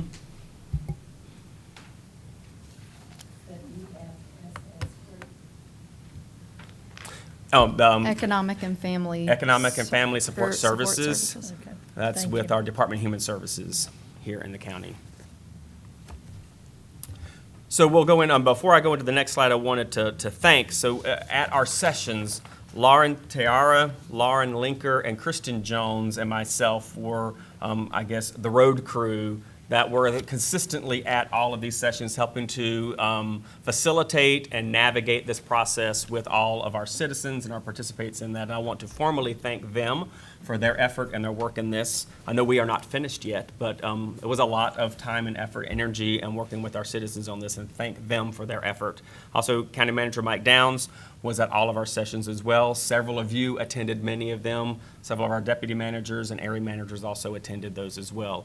So thanks to the staff who helped to make this happen and to gather this input to get us to this place where you can now take this data and make some informed decisions. All right. So next slide, we'll talk about what we found. And this is just generic to talk about, and you've seen these word clouds before. So these are the words that come up the most. If we take all of the data that came in from all of our groups in the area of questioning about strengths, and I plugged it into the word cloud, the words used the most, of course, are the largest. And so this kind of tells you what came up as themes. And you'll see that when we talk about strengths at Cabarrus County, it's our employees, it's working with our citizens, the services that we provide, our communication opportunity. You as commissioners came up several times in many different groups as strengths in our county, the support that we provide in our county as well. Those are the kinds of things, our parks and our libraries. Things that we knew would be rising to the top came out and across all of our sessions as strengths. None of this seemed to be in particularly surprising, but we wanted to share this with you. And then you'll be able to see in your packet, and I'll share what that looked like in a little bit, how those details came out. Our next question, we talk about improvements. It's kind of small, but I'll give this to you as a handout so you can have that as well. Areas that we could improve, and schools came out a lot. So in particular, working when we had conversations with what we do and how we fund, it's in the facilities area, and also in teacher pay, were areas that came out with our schools. Health was a large topic that came up about working in our health industry, whether it's mental health, making sure our healthcare needs are taken care of. That came out, and working with our parks, making sure our elderly have their needs met in the community. Homelessness came up several different times. Our library system, the expansion and needs in our community for those services. So these were the things that kind of bubbled to the top of areas that we could improve upon, things that we currently do. When we looked at the critical needs, growth, and you'll see this in the next two slides. Lots of conversation and lots of areas of concern among our citizens in the county about the growth of our county and the impact that it has on our infrastructure and the services that our county government is able to provide. And so you'll see that in this, that growth is a large word here. Also housing, and it was interesting that the conversation was had earlier about housing in our community. When it comes, in particular, affordable housing, and not necessarily just what we would typically define as low-income housing, but affordable housing for individuals who are just out of college and need and want to reside in Cabarrus County, and to be able to do that on a livable wage that they make, and knowing that a one-bedroom apartment in downtown Concord is $1,200, and what does that look like? So that came up at a lot of our sessions. So that's an opportunity to help you understand how you can help support that. Again, transportation came out at almost all of our sessions. Transportation when it comes to our aging population and helping their needs, to make sure that their needs are met with the senior services, but also our county transportation system for pickup and drop off of folks and residents who need employment, and to get from their residence to employment in the county, and what those stops look like, the frequency of those and the times that those work. We have many residents who rely on county transportation for employment opportunity here. So those are some of the critical needs that popped up, which bubble over into our final question, which was about priorities. Again, growth was the largest one. largest thing that came up at all of our sessions, the opportunity about growth and the support of that with our infrastructure. And what can we do as a county government system to help make sure that that growth is planned and what that looks like. Again, transportation was another area, focusing priorities on employees and what does that look like, came in through the process, making sure housing is covered, our infrastructure is looked at. So again, these are not, I would think you would imagine, surprises when you're looking at what typical county governments need to focus on and have here, in particular knowing what our demographic in Cabarrus County is and how we are situated in the state. These all seem like they are expected for what we have had in our questions. So these are what bubbled up in our questions and with our responses. What you have in front of you, however, is a nice thick packet that what we're going to do next, and you go, is and give you an opportunity to review this. So this is broken down into the front section of this are all of our community workshops, and they're broken into the categories. So you'll see the name of the group, and we'll start at the very first so you can look and understand how this is laid out. The name of the group, Kannapolis Library, and then it's the 4 questions. What did those folks who participated at that session identify as strengths, areas for improvement, critical needs, and strategic priorities? And I've put this together for you for each session in this packet. And then if you go past about the 13th page, then there is the last long section is online input. And I have labeled those according to the question. So where it says online input strengths, there are about 8 pages of strengths. We had 200, just shy of 300 folks on I believe, online that participated. And 11. so we did not remove anybody's input. The importance was to have everybody's input read and understood and informed. So it's all here for you to see and read through. Then we listed their areas of improvement, the critical needs, and what they view are our priorities. So that's what this document looks like. Our goal here before we move to the next, I'll tell you what we're going to do next, and then have you a chance to ask us questions. So my goal for you, knowing that you've been here for 3 hours already, but this is important information. And so what I would like to have you do, and what your work will be, is to look at the responses for areas of improvement, for critical needs, and for priorities. That's where the meat for how you plan a strategic plan is going to be in our data. A lot of what comes out as our strengths and our areas for improvement are internal processes that we can work through together and inside the departments to help to strengthen that and strengthen those. But our critical needs and our priorities are what we want you to look through, and that would be what guides you in developing our new strategic plan for the next 5 years. So what we'll have you do shortly for a little while is we're going to break you into 2 sections. One will look at areas for improvement, and one will look at strategic priorities. And we'll find those commonalities and have you come up with what those look like, and then we'll come back together. I have no expectation that we're going to be here for 2 more hours and have you run through this process. But I do want to give this its time. This is an important process. And I know we're at the end of your session. I'm thankful, I believe, that we'll be at the beginning of your next session at the end of the month, which makes me happy because you'll have fresh minds and fresh brains to look at this process. But this also gives you time between now and then to go home and read through and consume this as well before we put more meat on the bones of this. So before I break you up and you start to do some work, I wanted to see what kinds of questions you might have about our process, about the data that we received, and what your expectation is for tonight.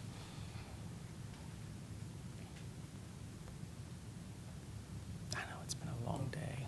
I don't want to drag us down or slow us down, but I guess I'm having a little bit of a hard time understanding the document. So just walk me through. So the very first page, Kannapolis Library. Yes, sir. So this was the group that met at the library. At the library, yes, sir. They may or may not have anything to do with the library. That's just where the meeting was. Yeah, this is the name of, this is where they met. That Yes, makes sir. perfect sense. Arena makes perfect sense.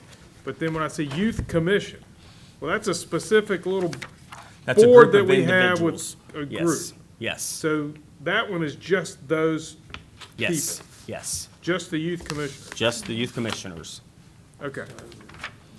And that, so most of them, if it is a library, so when it says the Mount Pleasant Library, the Mount Pleasant Town Hall, the Harrisburg Library, Concord Library, those were the facilities that we held our municipality meetings in for our citizens and the general public. That's just the space that it was held. All the other ones that you'll see, planning and zoning, child welfare, those are internal departments, and those made up of those staff that are part of that process. Also, whether it could have been an internal advisory board, it could have, that's what that looks like. And the same was for our youth commission. We wanted to make sure we had input from them, and we had a captive audience at one of their meetings here and ran them through this process early on to get their input for this. So that's how they are in Okay, here as well. so when the list gets lengthy from one particular group, does that mean they just specifically had an awful lot of things to add and we wrote all of them down? Yeah, or it Is was that a the way it large was done? group. Or There were a large Or there group. was a lot of people. Yes, there. yes. Okay. So, For example, and as an economic services. As an example, economic services, there were about 100 individuals in that session.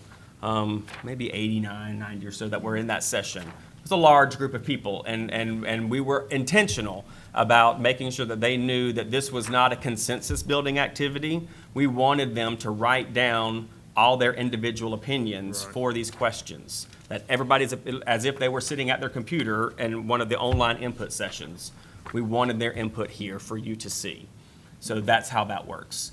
Some of the sessions that had smaller numbers of people, so the way this worked is it was a round robin where we had the 4 set questions at 4 posters around the room, and the groups were broken up, and then the individuals went from poster to poster to answer those questions and could build off of the people who were at that poster before them. If it was a smaller session, a smaller number of individuals, then it was a facilitated discussion. You get a larger number of responses and more individual input when you have the rotation, because people have the opportunity to write and not feel like they have to verbalize their opinion. However, if it's a group of 5 people, that didn't work. So we still wanted to gather their input, and having a facilitated discussion made that happen. And so that's where you'll see some of the smaller numbers of responses in those sessions.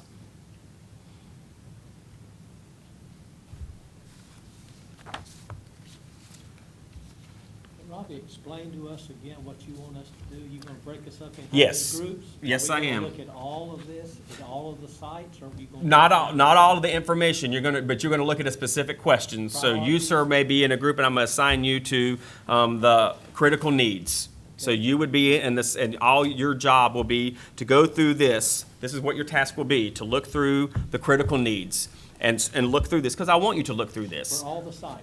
All the sites. For all the sites, yes. And it's not a quick task, but it's an important task, because you need to see this and understand it and digest it. And this is the best way to have you do that.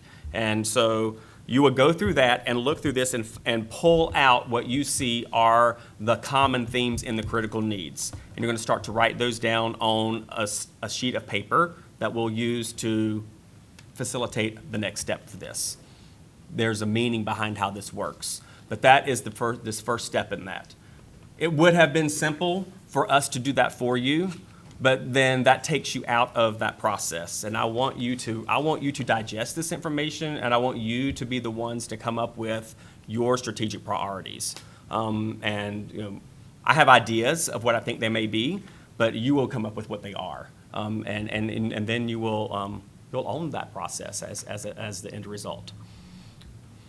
So for the benefit of our television viewing audience, are we proposing to go away and have conversations that they are not able to? Yes, I don't know how.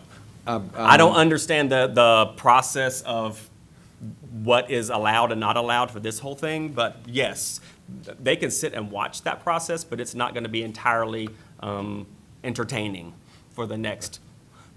Literally 30 minutes is what I'm going to allow you to work through this process. Intentionally go through this. Yeah, we're going to have struggle here with this, because this is a public meeting, and everything is they can't split up and go into other rooms and do that. We can do it I was planning on it happening in this space. Still, I don't think we can have individual group conversations that the public cannot hear. Everything that's said. So then when can we have that happen? Because that needs to happen. That is a part of this process.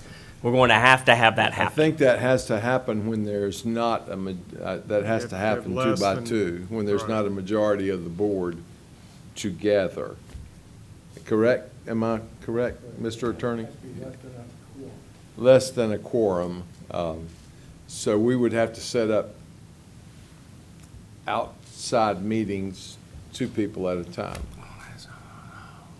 Or we reschedule this as a workshop. I mean, right now, you got 2 things. One is it's on TV, and it's hard, you're not gonna be able, TV's not gonna let us see it.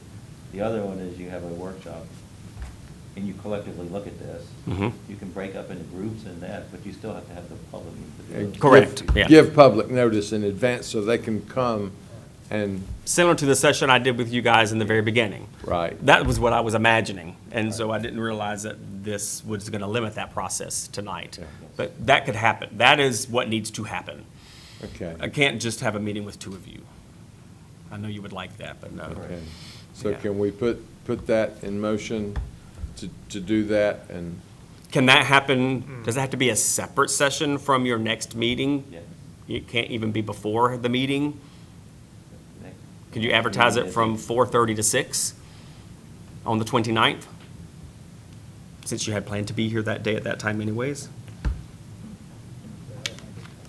Yeah, we have to advertise it that way, it's probably 2 separate meetings. That works for me.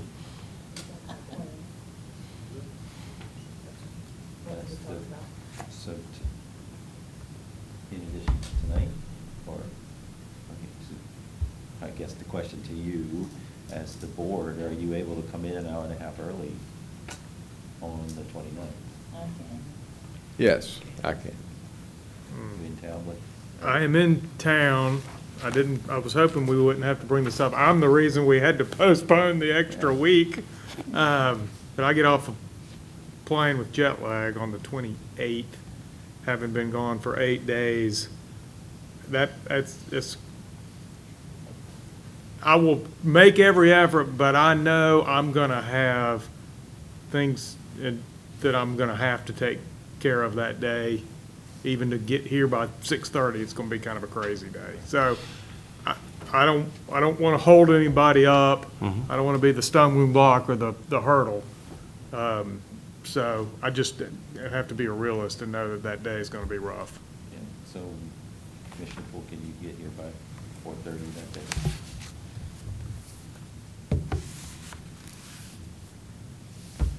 Yeah, one good thing about that evening is the agenda for the regular meeting is gonna be very short. Just based on the actions tonight and, so. And it gives you time to look it over. Okay, so we will plan to resume this discussion at 6:30 at 4:30. 4:30 PM on July 29th. 29th. Yes. Because the next steps from this, and why we need your input to make this happen, is the next steps is once you have agreed upon your strategic priorities, then this goes back to staff. The staff will then take that and help to develop, and they will craft our objectives that will then come back to you in a finalized document for you to review and approve at your October or November board meeting. But we need those priorities first. And then we need to have, and that is a lot of the work that happens to get those, the meat to fall underneath meeting those priorities from our staff to make that happen. And so the sooner we can do that, that's why we wanted to have this happen in July. It gives us 2 months as staff to work through that at our staff meetings to bring those out. And then to have you review them if they need to be edited or changed before the final document is approved. Robbie, just a thought, why don't we go ahead and get the assignments, each, like me and Diane and Blake and Liz and whoever is going to be in this, and we can be working on this. I mean, I can get together with whoever, and sure Blake can at his convenience. You get together, and we'll at least have that much out of the way to put the top priorities and the strategic, the things together. So your task is simple. I mean, really, if Yeah. you now have. We can get together You have anytime. 28 days. You've got lots Yeah. of time to read through this document. Yeah. So this is what you would be doing in the next 30 minutes in two small groups that you could now do on your own and come back prepared, which would then make that process run a lot quicker. You can't work together, no. But you can. That's what I said, well, you're just going to do groups of two anyway, right? Yeah, but what I need you to do, though, what you could do at home, your homework, when you leave here today, is read through the critical needs and the Priorities. recommended priorities. Right. And highlight the common ones through the things that bubble up that resonate with you as a commissioner, that you feel like resonates and that you want to make sure are a part of this process. Then when we come back together, I will take yours and yours and yours and yours, all 5 of your ideas and your themes, and then we'll work through that to facilitate you to come up with your common goal, what those look like together. Well, that's simple enough. All we need is a highlighter. That's all, and we brought them tonight. We did. We're ready for that. Okay. But you can do that, and that will make that process, when you come here at 4:30 on the 29th, move a lot faster. That was the purpose of my suggestion, which if you got the highlighters and we got the instructions, so we're ready to go, I guess. Yeah, so Yeah. you need to amend your schedule and add this meeting for 4:30 on July. July 29th, the last Monday of the month. Okay. Does that take care of us for right now? Evidently, yes. Very good. Okay, next item on the agenda is approval of the regular meeting agenda. And let's see, at what point do we need to insert this additional meeting?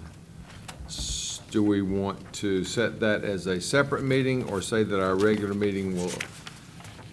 It's a separate meeting. A separate meeting. So we'll go ahead and take care of our regular meeting first. Does that work? Yes. That We're agenda. just approving the agenda for the regular Yeah. meeting as scheduled here. So what's going to occur at 4:30? Regular meeting?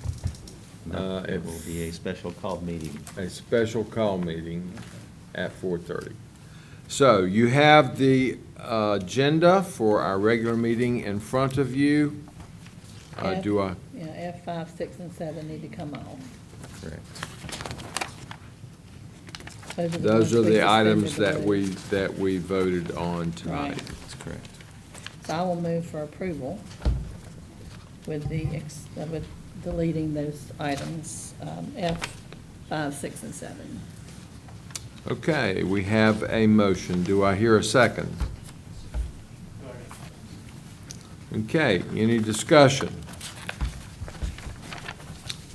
All in favor, please say aye. Aye. All opposed, no.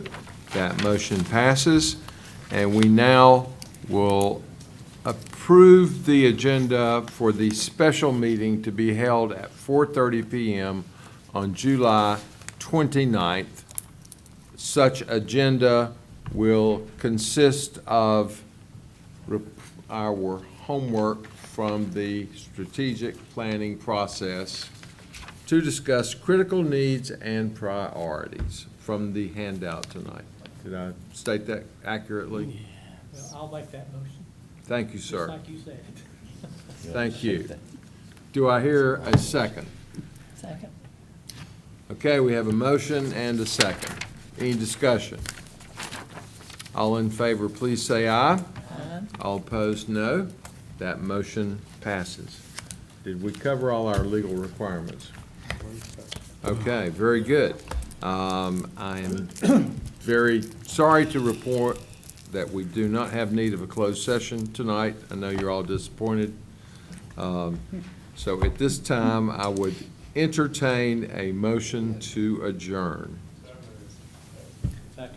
We have a motion and a second to adjourn. All in favor, please say aye. Aye. All opposed, no. We do stand adjourned, and we thank you all.